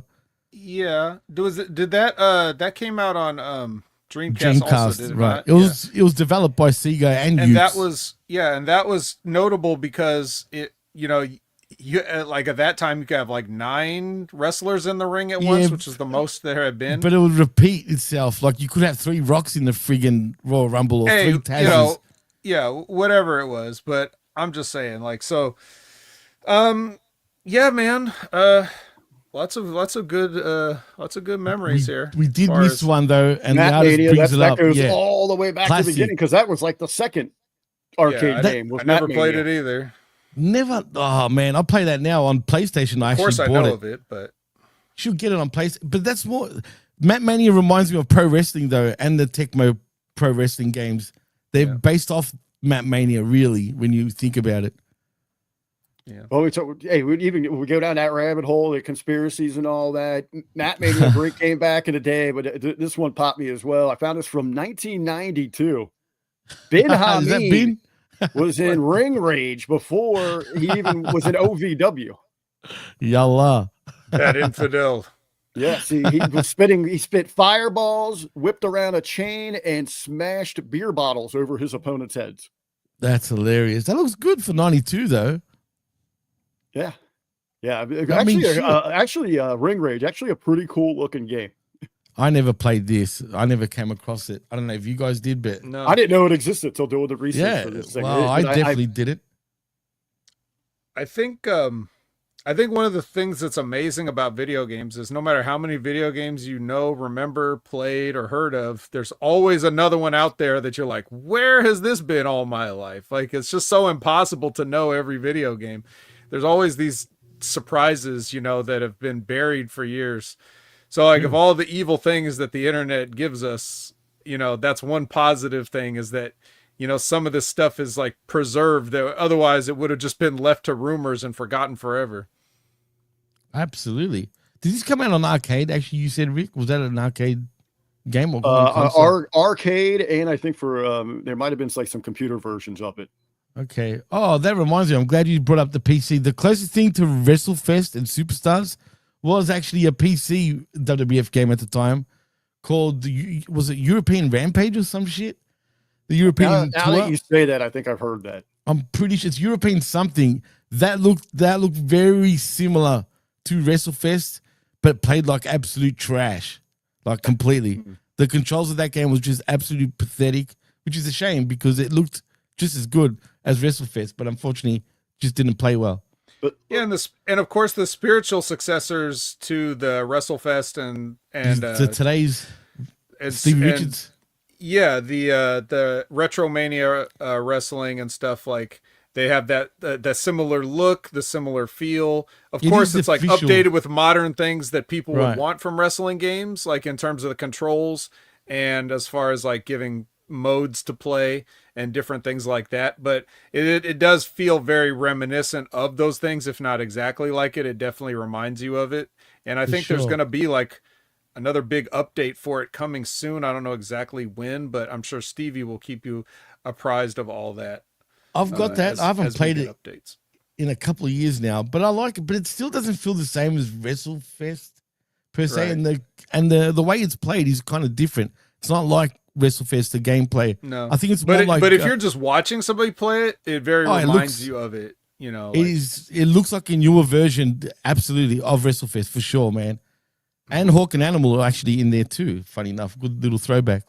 Well, let me ask you, gentlemen, this. As we look at the video game world, the greatest franchise out there, the Mario franchise, and we've seen the Mario games themselves. Mario's done baseball, golf, tennis, karting. They had Smash Brothers. They've had all that. Mario Wrestling. Why did we had a Mario Wrestling league? I was going to say that. I was going to say if there was, why didn't I know about it? The characters would lend to it. You got the great storytelling. I mean, it would be such a great time to have those kind of worlds meshed together. But we never got Mario Wrestling. I could picture his finisher, right? And him going, here we go. And then just tosses it. And the camera angles. I just picture it, though. It would have worked, but it makes me laugh thinking about it. Mario versus Bowser. It is Wrestle Mushroom Kingdom. Peach on a pole match. I bet you that's what it would have been called. Perfect. Exactly. That's great. Oh my God, JR, Peach on a pole. Look out. That's awesome. Damn it, why didn't they do that? That would have been a good freaking wrestling game. Knowing Nintendo, it's probably just some stupid reason like, oh, we don't want these characters to be physically violent with each other or whatever. At that time, probably right. The farthest violence we're going to get is somebody jumping on somebody's head here. Like, we're not going to, so that's probably the real reason. But does remind me of another franchise that, like, when we were talking about worst of all time, I know we concentrate mostly on old school, but I mean, we have dipped into like the PS1 era, and stuff, right? Some bad until SmackDown. Some of you might know where I'm going with this, right? But like, as far as like licensed properties, Ultimate Muscle had the excuse of being an early primitive game. Not Ultimate Muscle, regular Muscle. Ultimate Muscle actually got some good games on the GameCube because those were made by Aki before they rebranded and stopped making wrestling games and started making like mobile games and shit. But so like those games on the GameCube were actually good, supposedly. I never played them, but no, the Muscle NES game had an excuse for being primitive, but by the time we got to the PS1 era and you had The Simpsons wrestling, do you guys remember that game? Yeah. I had completely forgotten about that one. Yeah, I remember that. I didn't like it. I didn't appreciate it at all. That could be the worst wrestling game ever made because it didn't need to be that bad. There's no way you should have accidentally made a better game than that. Wasn't the collision system bad on that too, if I remember? They didn't know what the fuck they were doing. It took three great things: The Simpsons, wrestling, and video games, and made the worst out of all of them. How do you fuck that up, man? I don't know, but they did. They did. Wow. Yeah, I hated that game. I remember renting it from the video store, and I was just like, fuck this. Even from that point, I was like, nah. It was pretty bad. But we had a lot of bad ones on the PS1 era. Sure. We'll leave none of them that bad, I don't think. No, that was pathetic. If everybody enjoyed the 80s, early 90s, early consoles, arcade conversation, we'll let this run for a little bit, see what kind of views, what kind of feedback we get. Before we move on, back into the PlayStation 1 and 2s there. Go ahead, Jimmy. I got to give one more shout out to one game that we missed, and I don't blame you because you guys were more Nintendo heads, but Wrestle War on the Genesis and on arcade was pretty decent too. It was based on All Japan Wrestling at the time, even the ring, and graphically it was pretty ahead of its time too. So I just want to give a little shout out to Wrestle War. Very, very cool. Vet, did you enjoy your stroll down memory lane here with wrestling video games? Oh, of course. Anytime I get to hang out with you guys and chop it up, it's always fun. It doesn't even have to be such a great topic as this, but it just so happened to be a great topic. So thank you guys for having me on. I learned a lot. Jimmy, man, your enthusiasm, man. I didn't know you're a wealth of knowledge here, man. When it came to I'm a video game player, bro. Of course. I mean, I've been a pro wrestling fan, no shit, since 3 years old, man. So getting any friggin' wrestling game at that time, I used to soak it up, man. Very, very cool. Guys, an awesome conversation here. We are going to switch gears. We're going to talk a little. Yeah, we're not finished yet. Blue brand coming up at you here. We are going to let the vet jet here, but before he gets out of here, I want to give him an open microphone, a slate to share his thoughts maybe on what we saw last night on SmackDown before Jimmy and I jump into it, or just maybe the state of SmackDown from the vet here. Yeah, I guess I could sum it up by saying corny as fuck. That's basically what I have to say. This whole opening up with the car accident and the arresting and all this. You guys are going to get to it, so I won't get through all of it. Not one person believes any of this. It's not good TV anymore. So This ain't dumb. the Attitude Era. Solo ain't Steve Austin. Nobody cares. Just you're out of ideas. It's okay. Just tread water, I guess. Why did Cody have his contract in his hand when he did the thing he did at the end? I don't know. Hey, I know you got a crime scene investigation going on here. Yeah, but hey, he can took I the ask you- contract at the start, right? It was so Yeah, dumb. a little bit man. silly. We did get to see Stephanie in a showcased, simple get over match. So just look at her, enjoy that. That's the highlight. Obviously, she's the highlight. She's the focus. But sadly, the original just look at her, Julia, nowhere to be seen. What's up? United And she's States the United champion, nowhere to be States. seen. Yeah. What's What's going up on with that? I don't like this. I feel like they're really like hedging their bets. It's like, oh no, you're the champion. Just don't be on TV or something. I hope everything's okay. I hope nothing like no undisclosed injury or something like that. But so anyway, yeah. So that's basically my takeaway. Is just a the usual. SmackDown's kind of they're not doing so Yeah, hot it's- right now, but It's it's plateaued still big time. yeah, it's still watchable as far as wrestling programming goes, but it's not going to blow you guys away or anything like that. No. But it is time for me to blow away, so I will just give a short version of my usual plugs. You already know where to find me on HMG, on all the shows, Impact Attack, Next Level Wrestling Review, and Wreckage. You can find me on all those. You know when. And check out Wrestling with Rip Rogers, check out the Stevie Richards Show, and check out Limpin' Ain't Easy with Timmy Baltimore. And thank you guys for having me. I will see most of you tomorrow, and you guys be safe out there. Thank you once again. And goodbye, everyone. Thank you, Vet. See you later, Van. Thank you for joining us once again, man. But I'll see you for that wreckage tomorrow morning, 11 a.m. Eastern. Wreckage. Peace out, man. All right, Jimmy here. Got a round of applause. We had to give it to him. Here we go. Dude, awesome conversation there, man. That went way better than I was hoping, man. Learned a lot of stuff. Vet's Absolutely. man, bring in what the vet does to each and every conversation. And you too, brother. Thank tell you. man, that enthusiasm, man. And I was excited about this. I'm not going to lie. That was a good idea, man. When you pitched that idea, I'm like, hell yeah. I'm down for that because I never had the chance to talk about it. Very active over there, helping us with all the conversation, throwing out there all the stats, getting it done, man. Great talk. But it's almost unfortunate that we got to switch those gears and talk a little SmackDown from this week. But hey, we are on the cusp. We are looking at SummerSlam. Maybe we'll keep up a little bit of that video game theme. What do they call it, Mario World? The speed runs. Yeah. As we were about an hour and a half here. So we're going to get you through this 2 hours of SmackDown. We got some developments here and we got some match set up, some storyline kind of being pushed forward here as we look for the biggest party of the summer, a few weeks away from up in the backyard of Big Ray and so many of our friends here on the HMG right there in Paz's neck of the woods. In Jersey, baby. The Jersey thing. The Jersey thing. I do want to point out though, I know we're not really talking about news, but I want to give a shout out though to Marcus Buff Bagwell, who unfortunately for him got his leg amputated yesterday or the day before, so a few days ago. So shout outs to Buff. Hopefully you get better real soon, bud. So it's about it. I just wanted to quickly throw that out there. And before we do continue, what do you think of all these Seth Rollins hoopla, Rick?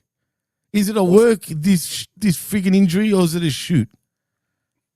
Nah, I don't know. Everything right now looks like it is it's a shoot.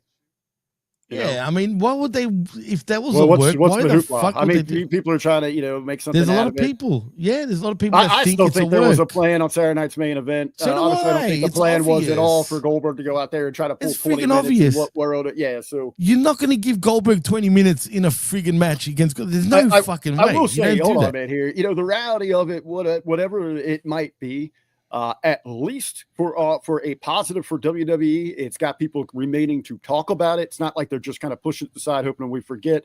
They came out and said, "Hey, what? We've got 8 to 9 months to cash this thing in. If you're WWE, of course, lean into this thing. Right. At SummerSlam, whenever it is, every now just hit Seth's music, get people to pop like crazy. Just Continue to tease that. That's what we need in professional wrestling. Lean in to situations like this. Walk that fine line, blur reality and the creative. More of this, please. But did you hear the excuses going around on why they would do a story like this? So they can turn him heel because his music, his entrance theme is always going to get people cheering. Why do we need an elaborate story like this? They're still going to sing his damn song. Here, how about this? Change his That's music. what I've been saying. Yeah, that's exactly what I said. Actually, we're having this conversation yesterday, Zane, and I was saying the same thing. Change his music, not do what you were saying on it. I just don't get it. The point is, that's exactly what I would have done. Just change his fucking music. It worked wonders. Remember what they did it for Nakamura when they took away the opportunity to sing along with his music? Right. And you got people to turn on. Yeah. I mean, overthinking there. I mean, he's seeing these doctors, things like that. He's doing some other spots there. He's trying to stay out there himself, keeping himself, occupied. So to me, either way, shoot or work, lean into it. Pro wrestling needs more of that. Absolutely needs more of it. Zane, I ain't kayfabing you, brother. God damn it. I just don't think some of your shit is worthy of showing it. That's all. Got to get better on the friggin' on the message board game there, Zane. Yep, there we go, man. Got to up the game, man. Yeah. You got to up the game. But anyway, Jimmy, are you ready? Are you ready? You know that the old song there? Yeah, God, I hated that song. Even though it's AC/DC, it's kind of whack. All right, so coming into the next show, the big selling point here. Again, we are on the road to continue build towards SummerSlam. We have got a big time contract signing. Cody Rhodes, John Cena. They're gonna put the ink on the paper, make it official for SummerSlam. So that's the big selling point that we're looking forward to later on in the show. But we open up this week's SmackDown with a bit of chaos. You guys are gonna be talking tomorrow on The Wreckage. Well, we got some The Wreckage opening up SmackDown. We've got an auto incident. Cops are on the scene. You got talents out there, but front and center, we have got my family tree. Solo Sakai is talking to the police officers. All snitching and shit. Yeah. Literally. Hey, snitches get stitches, man, right? Yeah, for sure. It's that kind of alluded towards here, though. I mean, we've got Adam Pearce out there. He's trying to make sense of this. The police Which are on I the scene. thought was weird at first because I'm like, why is he fucking there? Where's Aldous? He's taking the night off. So, of course he is. Yes. So, lazy Nick. Yeah. So he's got the night off. Nick's at home with his beautiful wife. He didn't want to head down. Can't They're in complain Texas, about that. down in Texas here. Absolutely. WWE all in Texas, SmackDown, Texas. This was, what was that card game on PlayStation back then? Crash Hour. The WWE Crash Hour. Do you remember that? Yes. That's what this shit was. It was WWE Crash Hour. Pow. It is. Is that what's got to talk about? So the police are on the scene. They're trying to get statements. You got other towns in the back. B-Fab doing something, other weird B-Fab what was appearance. that? What was Montez Ford and friggin' B-Fab and Dawkins doing there? We're going to see them all together later. It doesn't make a whole lot of sense here. But even more, out of left field, Cody Rhodes just comes strolling along here, as I mentioned before. And takes a contract. You got a potential crime scene investigation. You're looking at an accident here. But, hey, I just want to stop by and talk to you about this contract right in the middle of this thing with the police involved. Is that all right? They're literally contaminating the whole crime scene, it seems. You know what I mean? Right. If I was Pierce, I would have been losing my shit. Like, get out of here. Like, you know what I mean? Well, but Cold-Blooded hit the nail on the head, by the way. He said this should have been the spot for Flow and Progressive Insurance. Boy, did they miss out on that. Well, didn't we just also have like sponsors at Money in the Bank, like a legal sponsor? So we don't have the progressive people. We don't have the legal people with the sponsorship stuff. So if you're going to ham it up, if you're going to go completely, wrestling, cheese it up, let's go all in on this thing. No pun intended here, but that is our quick open. We cut inside of the arena and we get our first earlier today.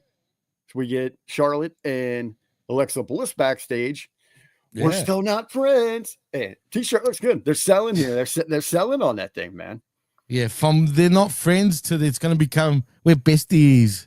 like soon. Hey, You watch. All right. So we have them backstage. Charlotte has said that she went and talked to management. They were so impressed with how they looked as a team at Evolution that they are going to give these two a championship opportunity at the women's championships at Survivor or at SummerSlam. SummerSlam, right? Yep. So some big news here. I do want to say on this pairing here of Alexa Bliss and Charlotte Flair. Last week we had the clip right here on the channel. It's been getting great views. Thank everybody. Continue to share that. Absolutely. I was talking about that bully list about Charlotte leaning into it. I got to eat crow here. You know, there is 10 ways to skin a cat. You can go at it from different angles. They didn't go the approach that I pitched there. I think that'll work for some people. They leaned in with the sympathy with Charlotte Flair. Boy, have they ever. With Bliss has been great. You know, her penning that article to talk to the fans there. And she looks like she's having a lot more fun out there. I was wrong. This is working magnificently. Yeah. Isn't that weird, right? It actually is, because they've managed to hide all that negativity away from Charlotte, and somehow they've managed to make it work. Now the fans aren't really booing her anymore. She's found her glow. I mean, she looks like she's having fun there. She's having a good time with this. She looks much better too. Have you not noticed that? She's starting to look like she's enjoying herself again, and good on them. I didn't think this was possible, but God damn it, they proved me wrong. Yeah. So a great job to them. I know I got a clip I got to upload here this afternoon where Ben and I talk about it, a simple storytelling device where there was a brief moment, and you and I actually called it out last week on the review there. And it was when Charlotte saw the show. You called Charlotte it out. Thank went you to for putting me over. sacrifice herself and and pushed Bliss out of the way. And that great visual of Bliss, little sis with Charlotte with her arm around her, and Bliss looking like so surprised yet thankful that she was able to pull her out of that way from Zarya's spear. Which was such a pivotal point there in that match. Hat tip. They're doing something right there. Charlotte's getting back over. It's okay to cheer her again. She looks like she's feeling it. The pairing with Bliss is great here. Bliss looks like she's having a lot of fun, again with this thing. It's like I said, they proved us wrong, man. It's working. I didn't think this was fixable, especially in this quick amount of time, dude. They did this pretty fast, and it worked. And now the fans, especially when she done the save for Alexa back at the PLE, or was it the PLE? Yeah, it was Evolution. Yeah. Right, it was Evolution. That's right. I was trying to keep track of when the hell all this stuff happens. Right. If you remember, and I remember we were saying this, the pop when she did that was huge, dude. And since that point, everyone's on Charlotte's side again, which is good. Good on her, man. I'm happy for her, man. I'm happy for the both of them. For whatever reason, I think this is a good pivot for Charlotte. You know what I mean? Instead of being in that singles championship sort of scene where she didn't belong straight off the bat, I felt like she needed to work her way up. And that's how you would have gained the sympathy. But instead, they went all in right off the bat with her. And that's what, backfired, unfortunately, for Charlotte. But this way, keep her away from the main event picture and the women's championships, and let her stuff around in the women's tag team division. And of course, they're probably more than likely going to become future women's champions. And I think everyone's happy for that. Yeah, so I mean, it's good to see there. So of course we get the match here that was set up here. It's going to be Charlotte versus Raquel. I love the visuals here too. Just they look like athletes, stud ass ladies throwing down in this thing. Charlotte gets the win here. I'm okay. I know there has been some conversation online with Kevin Nash, talk about Raquel, needing to protect herself, working better as a big talent. That's true, though. She does need to protect herself. Right. And she's, losing her, falling off her feet to other people. I think it's viable, believable here with somebody like Charlotte of that talent level, of that stature, athleticism, with that look. I don't know. Again, I'm still not a fan of the champions, even in singles matches, losing matches here.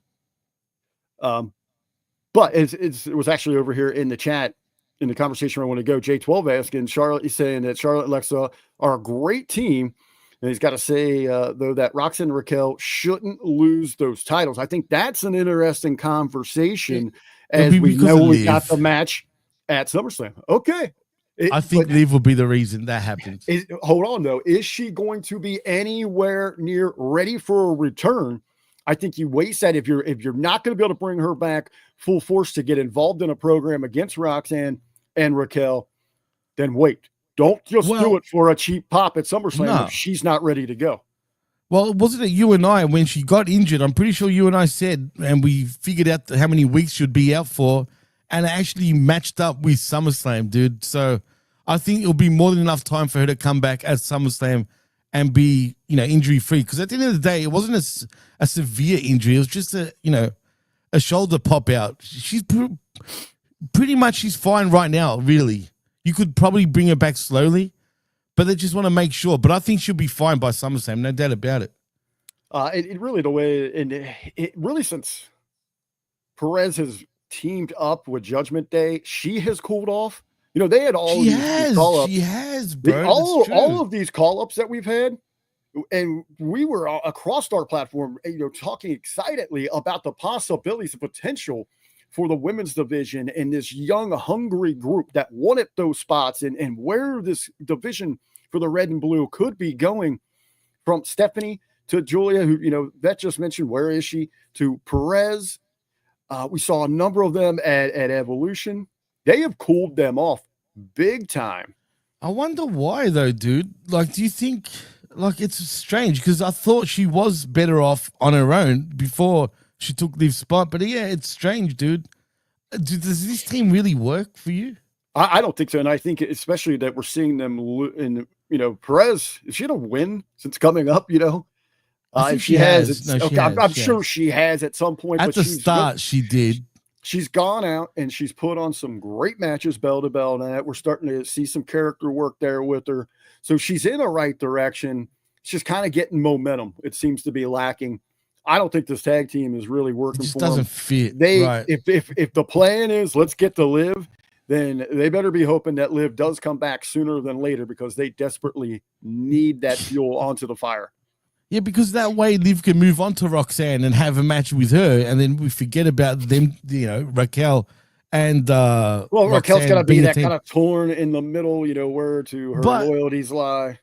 I've got a feeling, though, that Raquel's going to, if we go that route, I've got a feeling Raquel's going to actually stand up for Roxanne for whatever reason and actually want to be with her instead of Liv. Well, they're going to go the heel route. They're going to go the heel route. Right. So the small heel Perez is going to need the enforcer backup.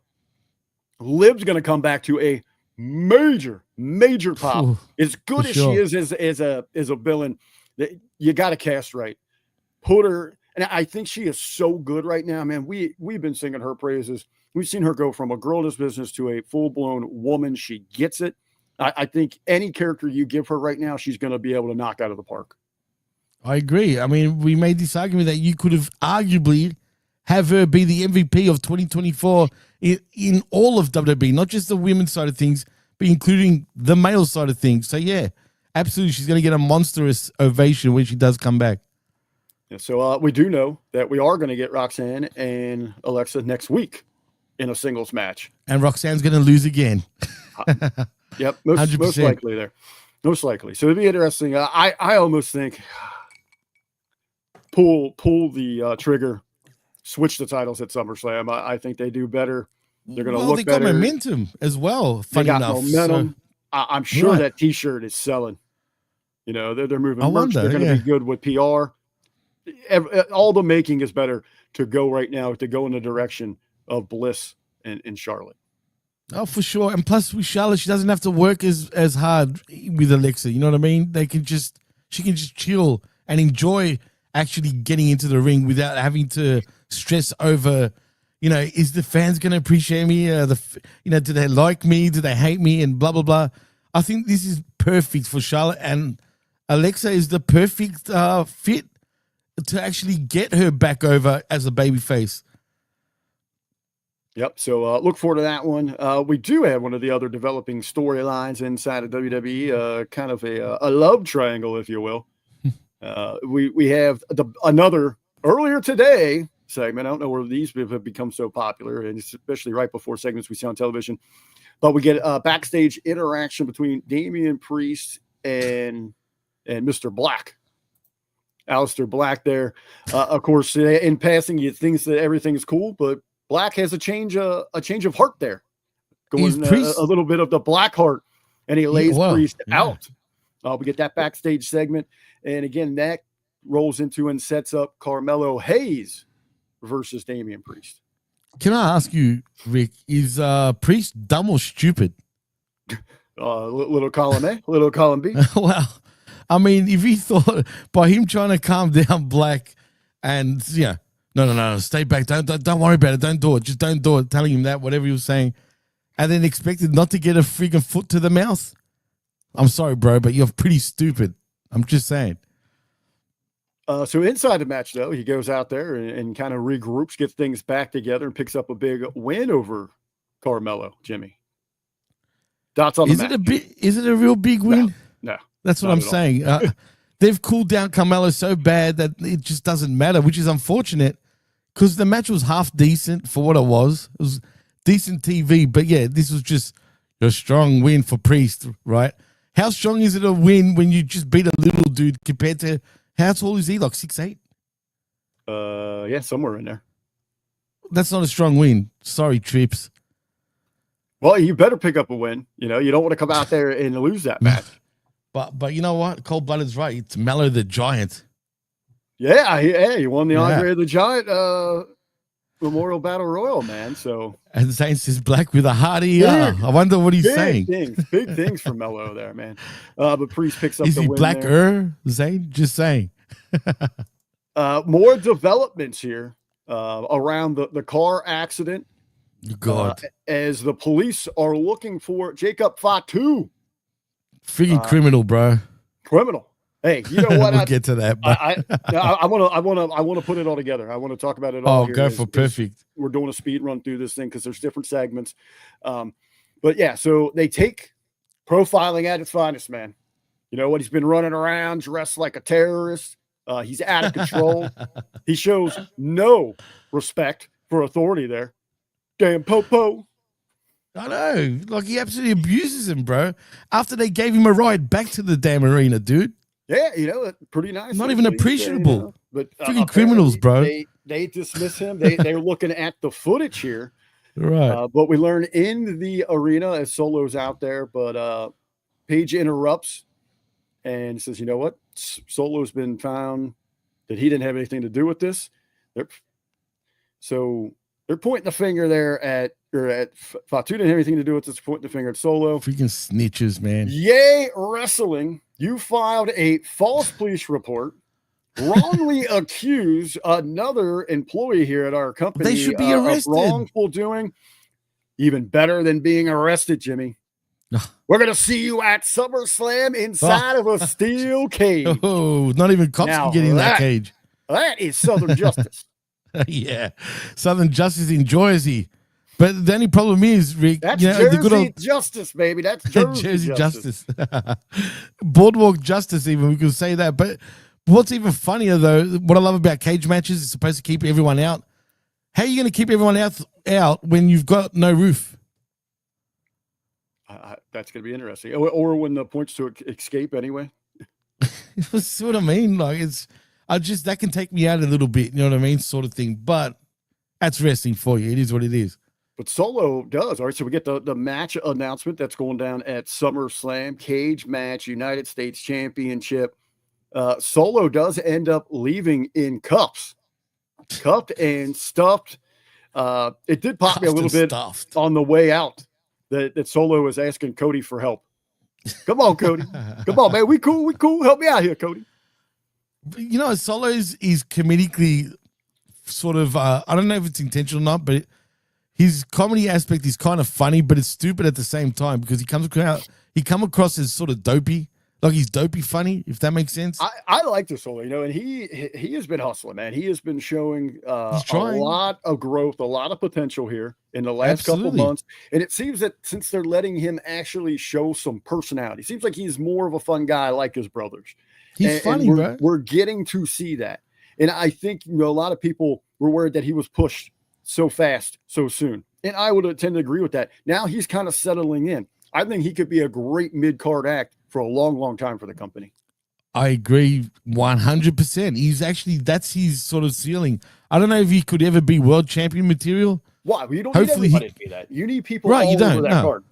Yeah, no, I agree 100%. He's earned to actually be United States champion, even though I didn't agree with it at the time, but I'm not mad at it. You know what I really would have loved here? I would have liked to seen a stipulation at SummerSlam, an old school, like going back to the Rock and wrestling stipulations. Like the loser of this match has to spend a night in a Jersey with nails, with nails. Though. Remember that? It was something like that. Do something fun, like an old throwback to spice this thing up. Dude, don't you remember back in the day, like especially in the 80s when they'll do sort of those stipulations, you would have those like gay sort of criminals like, come here, buddy. Like, who was it? Oh, it was the Mountie. When the Mountie got arrested, if you remember, they threw him in jail. Remember, it wasn't him and Bossman had a match and the loser. Yeah, him and Bossman. And the loser, spends the night in jail. When they threw the Mountie in jail, and I was showing it throughout, I think it was SummerSlam, 91 or 1990. One of those, if memory serves me right.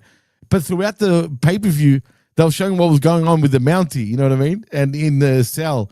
And he was basically getting raped without seeing him getting raped. Yeah, so you could pay homage to that. Do this night one, and then you could like show those on night two, like what happened while he was. Yeah, that'd be brilliant. But they're lazy now, Rick. They don't go to that extent anymore, man. I wish they did, but they just don't. That was my thing about it. It's like, why can't we do something fun, like a throwback to the good old days? Right, and I thought it was around SummerSlam, but I wasn't sure. So you can pay homage to.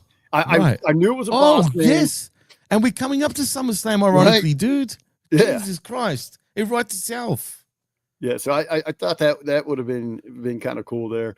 Other big talking points here on this show. We said we got it.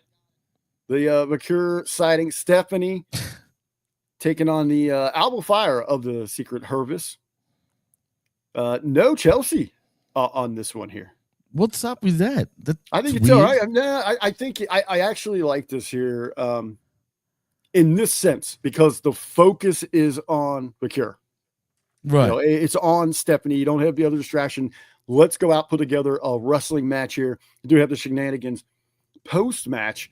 I got to tell you, though, looking at SummerSlam, and we're talking about the direction for some of these girls. Stephanie was one of those that had disappeared here for a little bit. I know they were worried about a potential injury and all that. But even when they introduced her, what was she? Just a workhorse? She had horns, the devil's kiss. And I'm sorry, the Wade Barrett on commentary is not working here at all for me. Come on, bouncy is funny instead of the devil's kiss. No, come on. No. The bouncy bounce. Him trying to go from what he is and what he contributes as the color guy at the table to just simply trying to flip a switch and be Jerry the King Lawler. Yeah, that's true. When they're doing this thing here, doing the devil's kiss, the bouncy bounce, whatever the hell, it completely takes me out of it here. So put it back in your pants, Wade. That's some bad news for you. Put it back in your pants. Bad news. You're not the king. It's not getting over like it used to. Doesn't work. But anyway, back to my thing. I do not in any way like Mercure's involvement here with Chelsea Green and Nikki Bella. Yeah, look, I was going to ask you, and I'm probably going to get heat for this, and I am a fan of Stephanie Vickiers, don't get me wrong. But are they pushing her too hard, too fast? No, the problem is I don't think they know where to push her. They didn't have any plan for these ladies coming up. She has been lost since they called her up. She was just some workhorse because wrestling her personal, she's amazing. You should be printing money with her, but have a damn direction with it. And there's no real direction, but she's there though. They're sort of pushing her though, right? I love her. I am super excited for her. I was freaking pissed beyond belief that they gave us Chelsea and Nikki Bella in a give it all away match on Raw. It irritated me. Yeah, I weird. was looking forward to a program between these two. Give me skits, give me vignettes, have a lot of fun with those two. You're asking for too much, Rick. Hit the PR and then let them hook up at SummerSlam. Give them that 3 weeks to build this thing. They give it away because what we're going to get is some kind of tag team match with Nikki and Mercure probably versus the new Bellas. Chelsea in the Hervis. Yeah, no thanks. Like straight up. And J12 makes a great point because I agree. They should lock up Fatu for that god-awful song he did with Rikishi. That was pretty bad. I saw people talking about it, and I had no interest in it. It was bad. Just quietly. It was really bad. And he dropped the N-word quite a few times. J12 does bring up a point here. She won the Battle Royal, and they put her on SmackDown, and they think she's going to challenge Tiffany at Clash in Paris. She does have that. But great. Sure, cool, but Great. she's like all over the place. Where's our connection? Right. Why are we supposed to rally behind her? They're throwing her in different programs in a way too, a lot. So she's all over the place. I don't know what I know what the plan is, but I don't know. I don't think, like you said, I don't think they really know what they're doing with her. She's just there though, for the sake of it. Yeah. Speaking of just there, the tag team division still exists. Ugh. Right? This sucked, bro. Okay, so I wasn't into this at all. A couple tag team segments that you had mentioned. We got B-Fab with the Street Profits. They're getting interviewed. When did they hook back up? I have no idea, bro. Where's Munchies? Where's the tag team partner? Yeah, Munchies. That was just a thing like 2 weeks ago, right?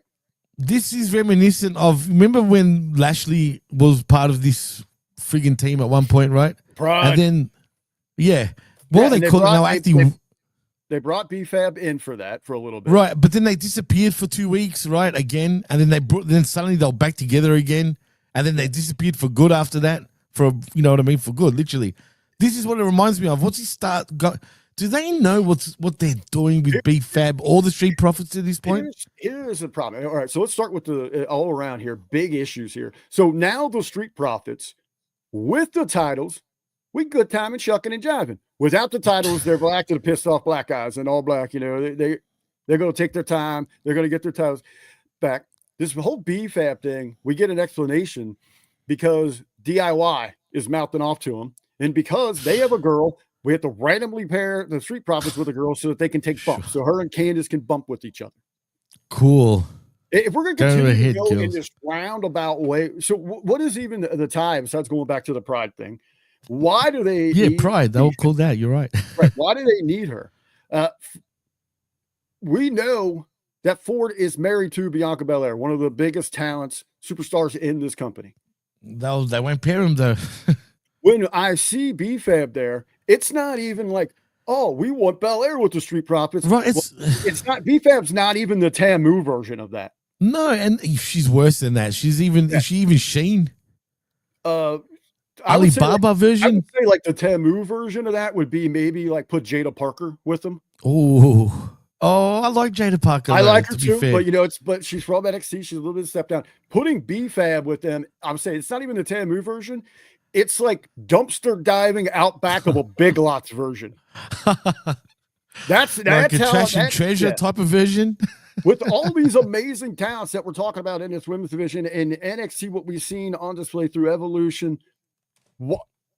I'm sorry, I will stand by lose their damn job, but in what world is B-Fab of any value to this roster, to the division, to this company? She can rap, bro. Yeah, wrap it up and get out of here. With a W. Yeah. That is awesome. That is good. Zay says, damn.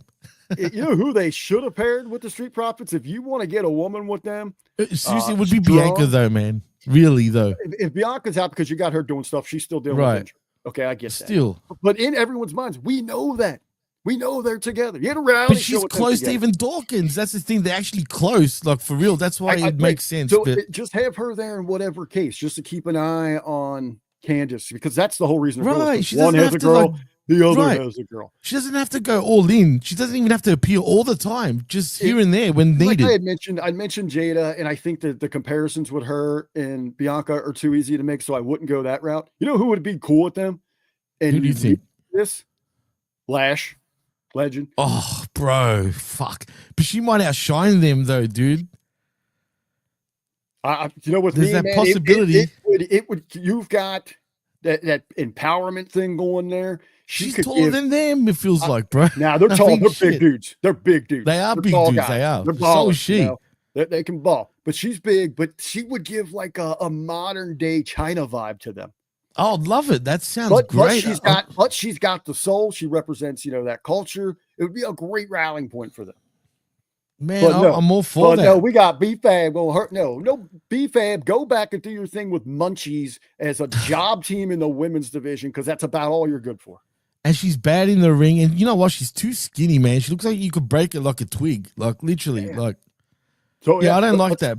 Have Lash come in and actually snap her. I would love to see Lash. Oh. If you want to turn him heel for real, like they've tried to do, and it just doesn't work, That's the way why to do they're- it. Like I said, like without the belts, they're these pissed off black dudes. With Right. them, they're back to just doing the happy-go-lucky shit. And we saw that ruined it. We had such high hopes that they were going to get the tag division in the right direction, but we get the same old out of these guys. If I was them for real, I'd be pissed with creative at this point. I'll be like, fuck this. You've freaking stopped and started us way too much, and you still I'm don't with understand you. what's going on. You have to. Stick up for yourself at this point. If you don't, this is how you're going to get treated. Sometimes I think, are they testing them by doing this just to break them, man?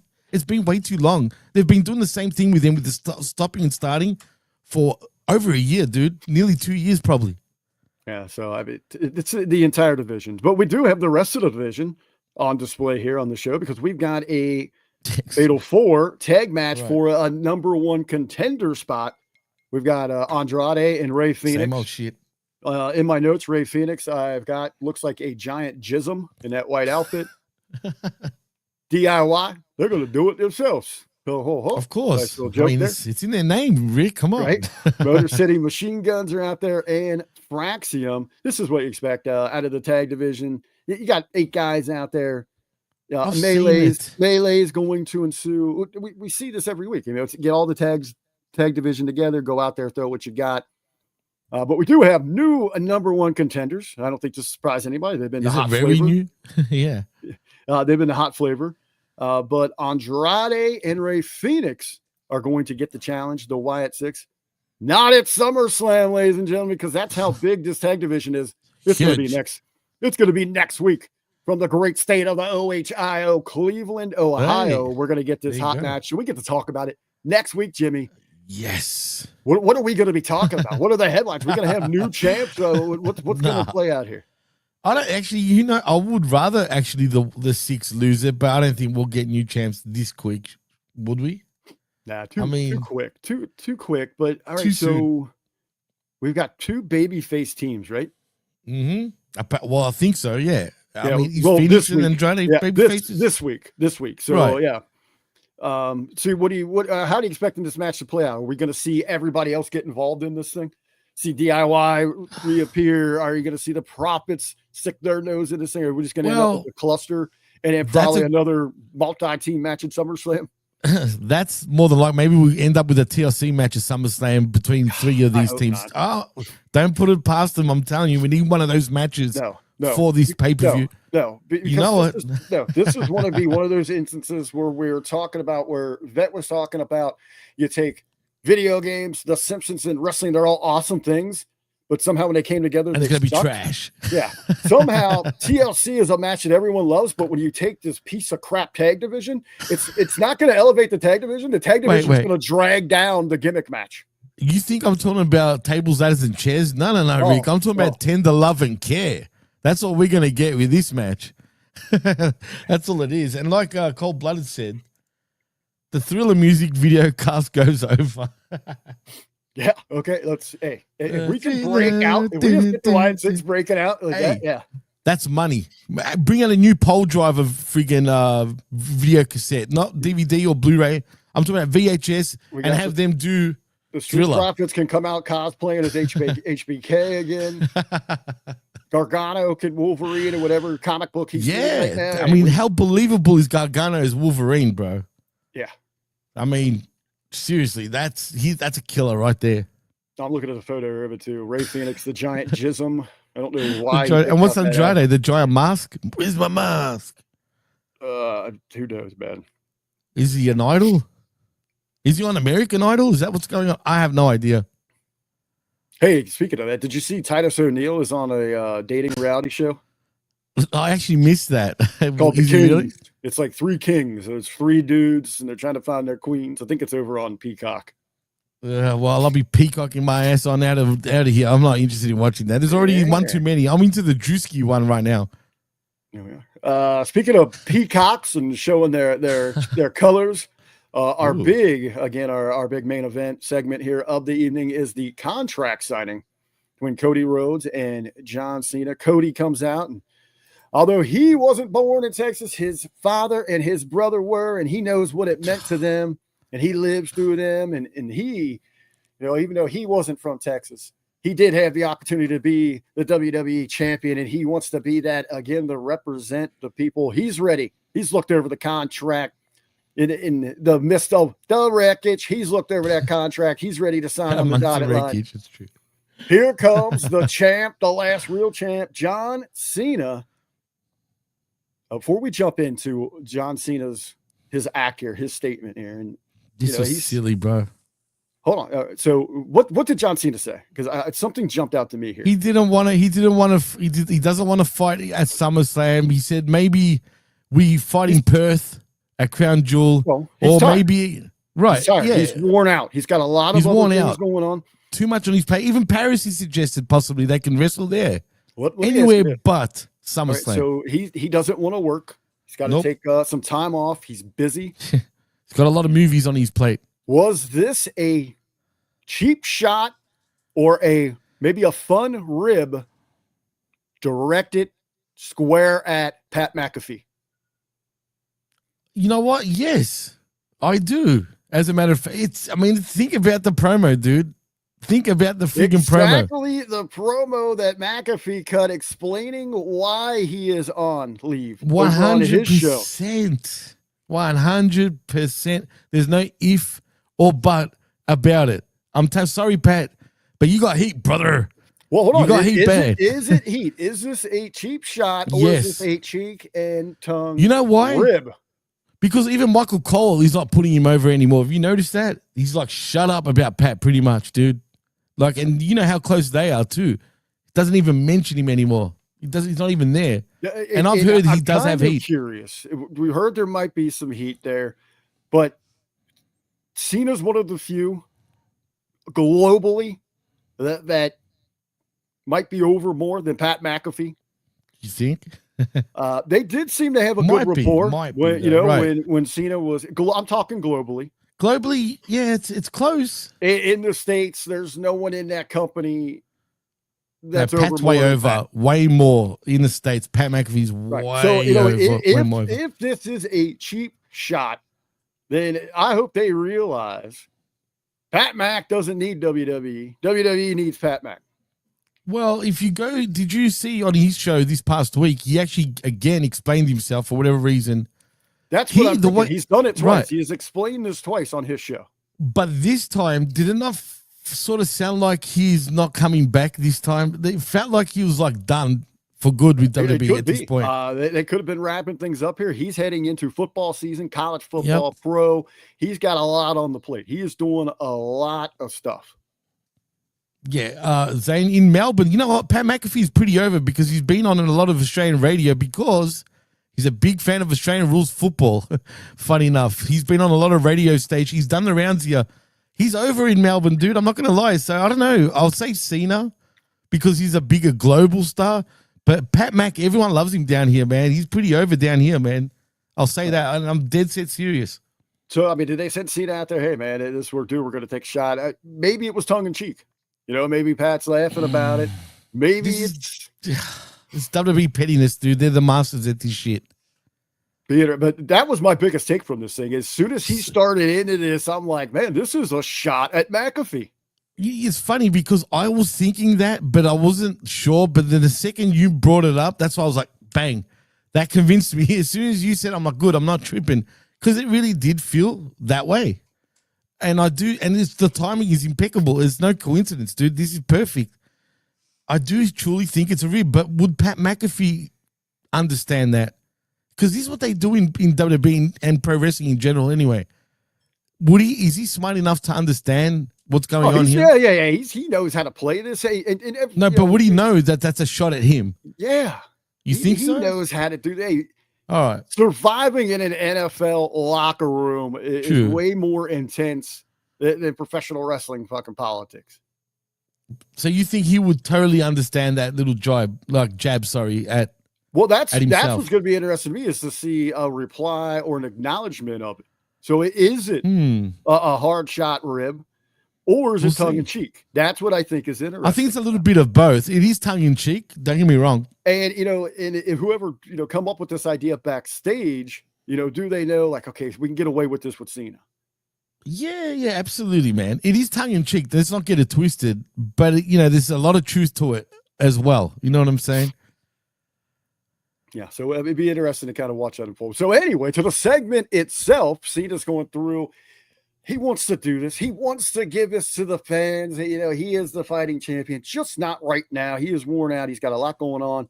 Pierce is surprised by this. This is such a big deal that he even had to go to the executives at Netflix, which I don't understand why that has anything to do with it. That was weird because it's SmackDown. We're on NBC. Right, and I know that we're on SummerSlam isn't on Netflix.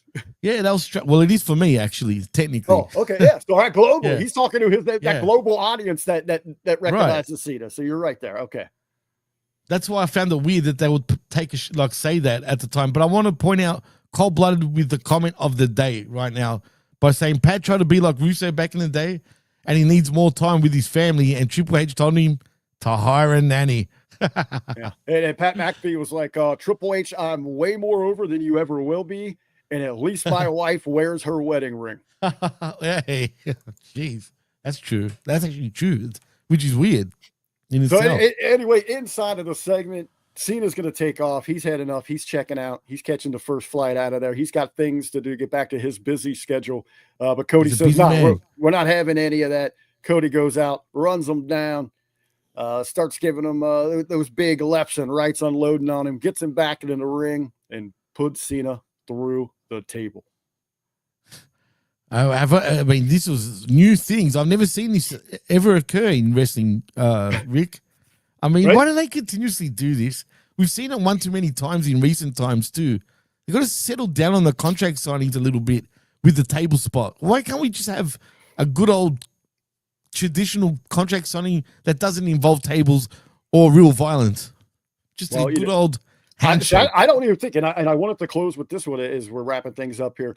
I don't think this is the biggest table spot that people are going to be talking about. That's putting over SummerSlam. That closes the show. And it's no one's going to remember this. No, I know, but it's the table spot that was the biggest on this show was a recap of what happened on the Jimmy Kimmel show. And that was Jelly Roll putting Logan Paul through a table. Those guys. That was a good choke slam, bro. Those guys were on air. Was it Wednesday night? Correct. Over on the Late Show there with Jimmy Kimmel. A lot of people shit on this. I actually liked it, man. I'm not gonna lie. What's the negativity about? I don't know. It's great crossover appeal.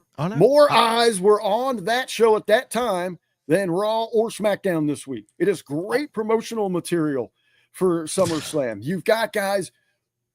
One of the few people in this company that can stand up to Randy Orton and look normal, where it's like, holy shit, this isn't like an abnormal showing. They look like stars. They look like pro wrestlers. There's something is Drew McIntyre. So they had a nice involvement there. I love that snake in the grass. All right, Drew distracts Randy. Here comes Logan, and Jelly stands up for himself. That's what people want to see on that platform. And he looked believable. He actually looked like he was dead set pissed off, bro. Right. I don't get it either. But no, people in the wrestling bubble are so on this pedestal. It should be about bell to bell movesets and rope work. Nah, get out of here. This is what wrestling's all about. They've done this for like 50 years, man. We go back to Lawler and what's his name, dude? The comedian freaking from back in the day.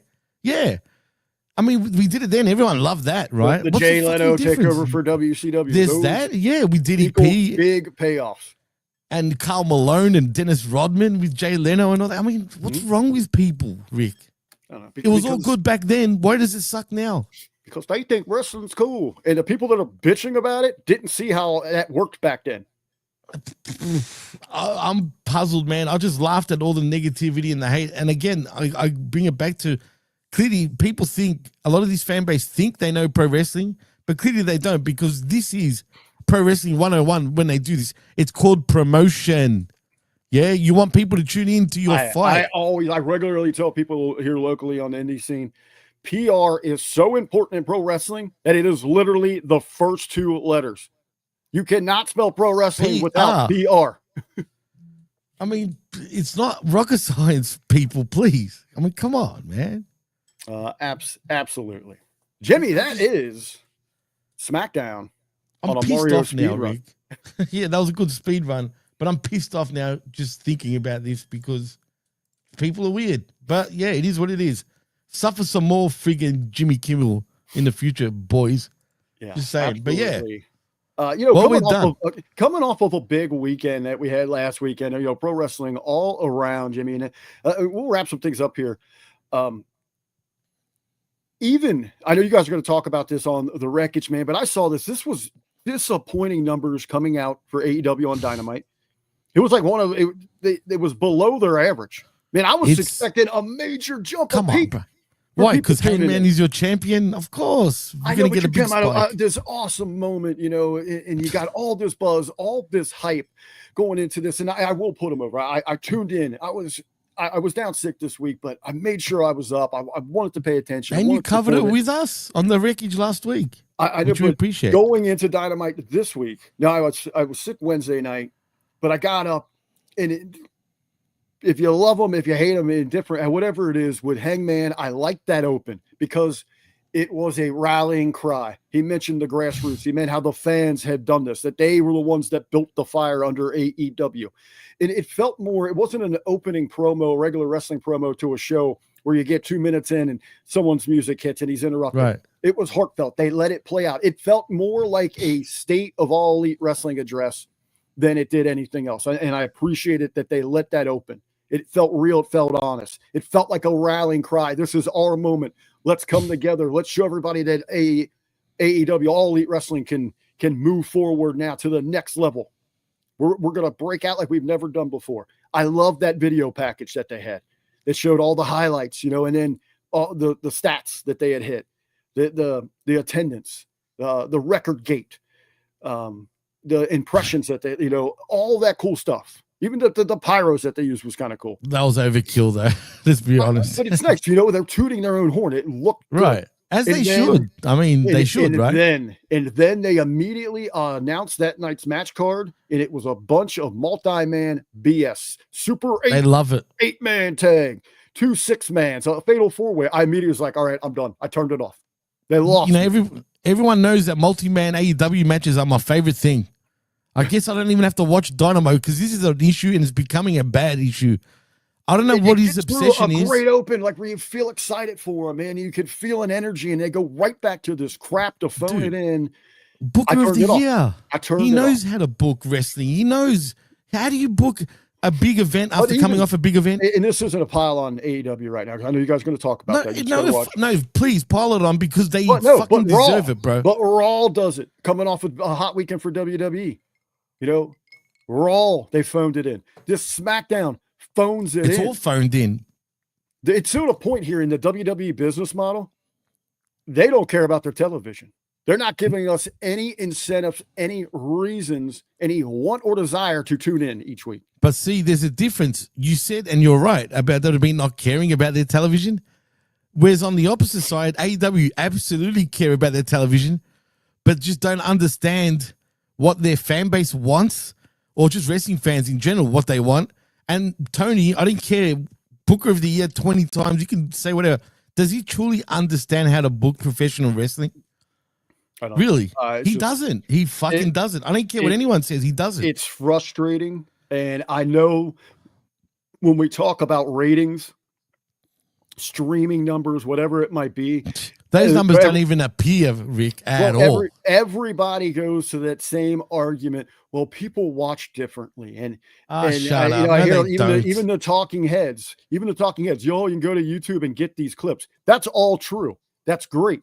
But if you're these networks, if you're these people, these companies, streaming or open air, whatever, you know, Universal, Netflix, if you have invested hundreds of millions to billions of dollars, you don't give a rat's ass about social media impressions and YouTube hits. You want to deliver for your dollar. Yeah. And they're not doing that. They're not. And that's what's bizarre. You know, every time WWE's on the ropes, Rick, you know, and you think this is your chance to capitalize and actually get some momentum on your side, and I'm talking about AEW, they stink it up every time, bro. They drop the ball every time the ball gets thrown to them. Like, it's an easy catch, Rick. They should catch it really easily, but for whatever reason, they fumble every time, or they run out of bounds. They just keep fumbling, dude. It's always incomplete. I understand, you know, they're focusing. The business plan is working great. They're printing freaking money. But how great could it be if the wrestling was good? But you know, that's another problem. They're delusional, Rick, because they think their wrestling is the best on the planet. And nothing comes close. Because I think it's more delusional. Dude. It's more delusional. You go around social media and the people that are watching this that think it's good. Bro, there's that. They're brain. Dude, it's like a cult. This is a cult, Rick. For real, this is a wrestling cult. This is the first time we've actually got this because they buy all the bullshit, bro. That 500,000, that's the real average that they get every week. That's your AEW hardcore marketards. They buy into it, bro. Every single thing, hook, line, and sinker. They truly believe it. I was surprised that they did not get close to $1 million. I mean, after All In, bro, they went totally backwards. After All In and all that, and you're running in place. You're running in place. Explain that. That's a phenomenon in itself, dude. How much of a imagine WrestleMania going from WrestleMania, right? The night after, 500,000 from over $1 million just out of the blue. Just say. That's bizarre, dude. And then another number I saw, if you guys want to talk about, I'll send you the stats on it, but they were bragging that they sold 750,000 in merch. What a joke.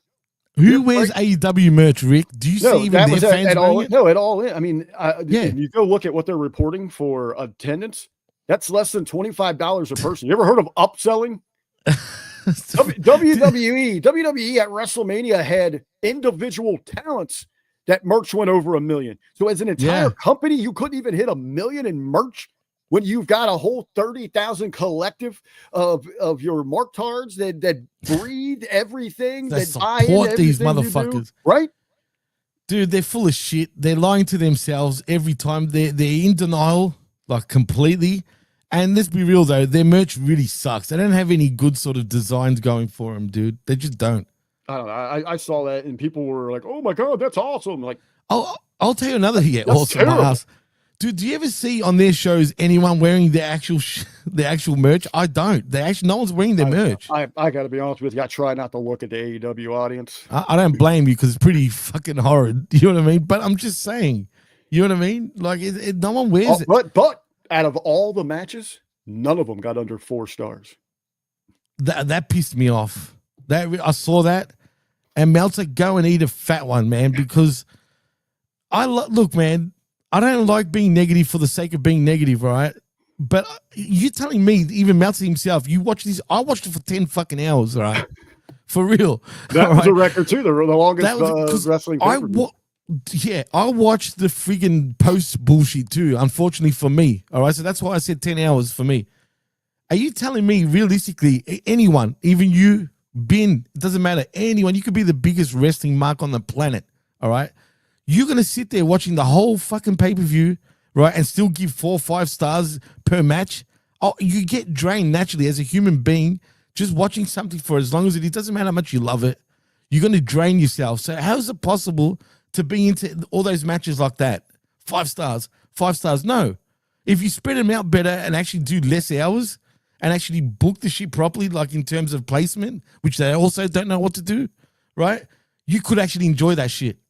But if you got a show that's that fucking long, no, you can't. Even if it is great, I'm sorry, I'm gassed. Yep. All right, bro. Well, we're about 2.5 here. We'll go ahead and wrap it up, get it out of here. Appreciate everybody, man. I love the first half, but not that I didn't enjoy the wrestling recap. I got angry. I got pissed off for bringing AEW up. Just think about the Jesus video game conversation and how much fun we had there, man. Again, that's right. That was a blast to me. For sure. I enjoyed myself. Absolutely. Before you get out of here, there's a little plug here. Download this episode and file transfer it to me. I'm going to clip out just the first hour and a half, hour 20 that we did, whatever, on video game and post that. Yeah, we can separate these shows because it's a tale of 2 different shows, actually. You're right. I think we should do that. It'll probably be an easier and more digestible kind of listen. That way, if you want to hear about the rest, you can tune into that side at your pleasure. Or at your leisure, should I say. Yeah. Get us out of here, Jimmy. All right. Well, in saying that, Rick, I'm going to ask you first. Tell them what you're doing and where they can find you, even though you don't like really telling anyone where they can find you. You know where the hell you can find me, RBV Media on the Twix, Richard Bronson Vickery at Facebook. Other than that, I'm doing some uploads here this afternoon on the page. So subscribe if you haven't already. Copy the link. Share it on your socials. Let's continue to grow this SOB. Absolutely. I second that, as we always say week in, week out. But if you want to follow me, you can at the PWC Network and, of course, at DJ Mass Effects. You already know my deal with that. But anyway, you can follow me at either one of those accounts. Also, like and subscribe right here, as Rick said, at Hummy Many Group's YouTube channel.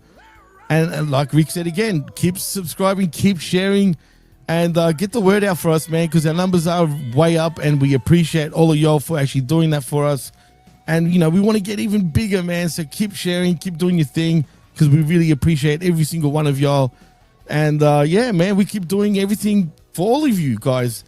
And also for the time being, go and subscribe at channelattitude.com, $5. I know you probably, you know, if you want to, you can, but you know the deal. We're also here for free on YouTube, so you can check us out here, of course, till the end of the year, till we move on different things. Till then, though, I am your host, Jimmy T. He is my co-host, R to the B to the V, and you've been listening and watching the Smack Attack live right here on Hummy Media Group's YouTube channel and on the Twitch, and of course, channelattitude.com after the fact. Till next time, we're out. Peace.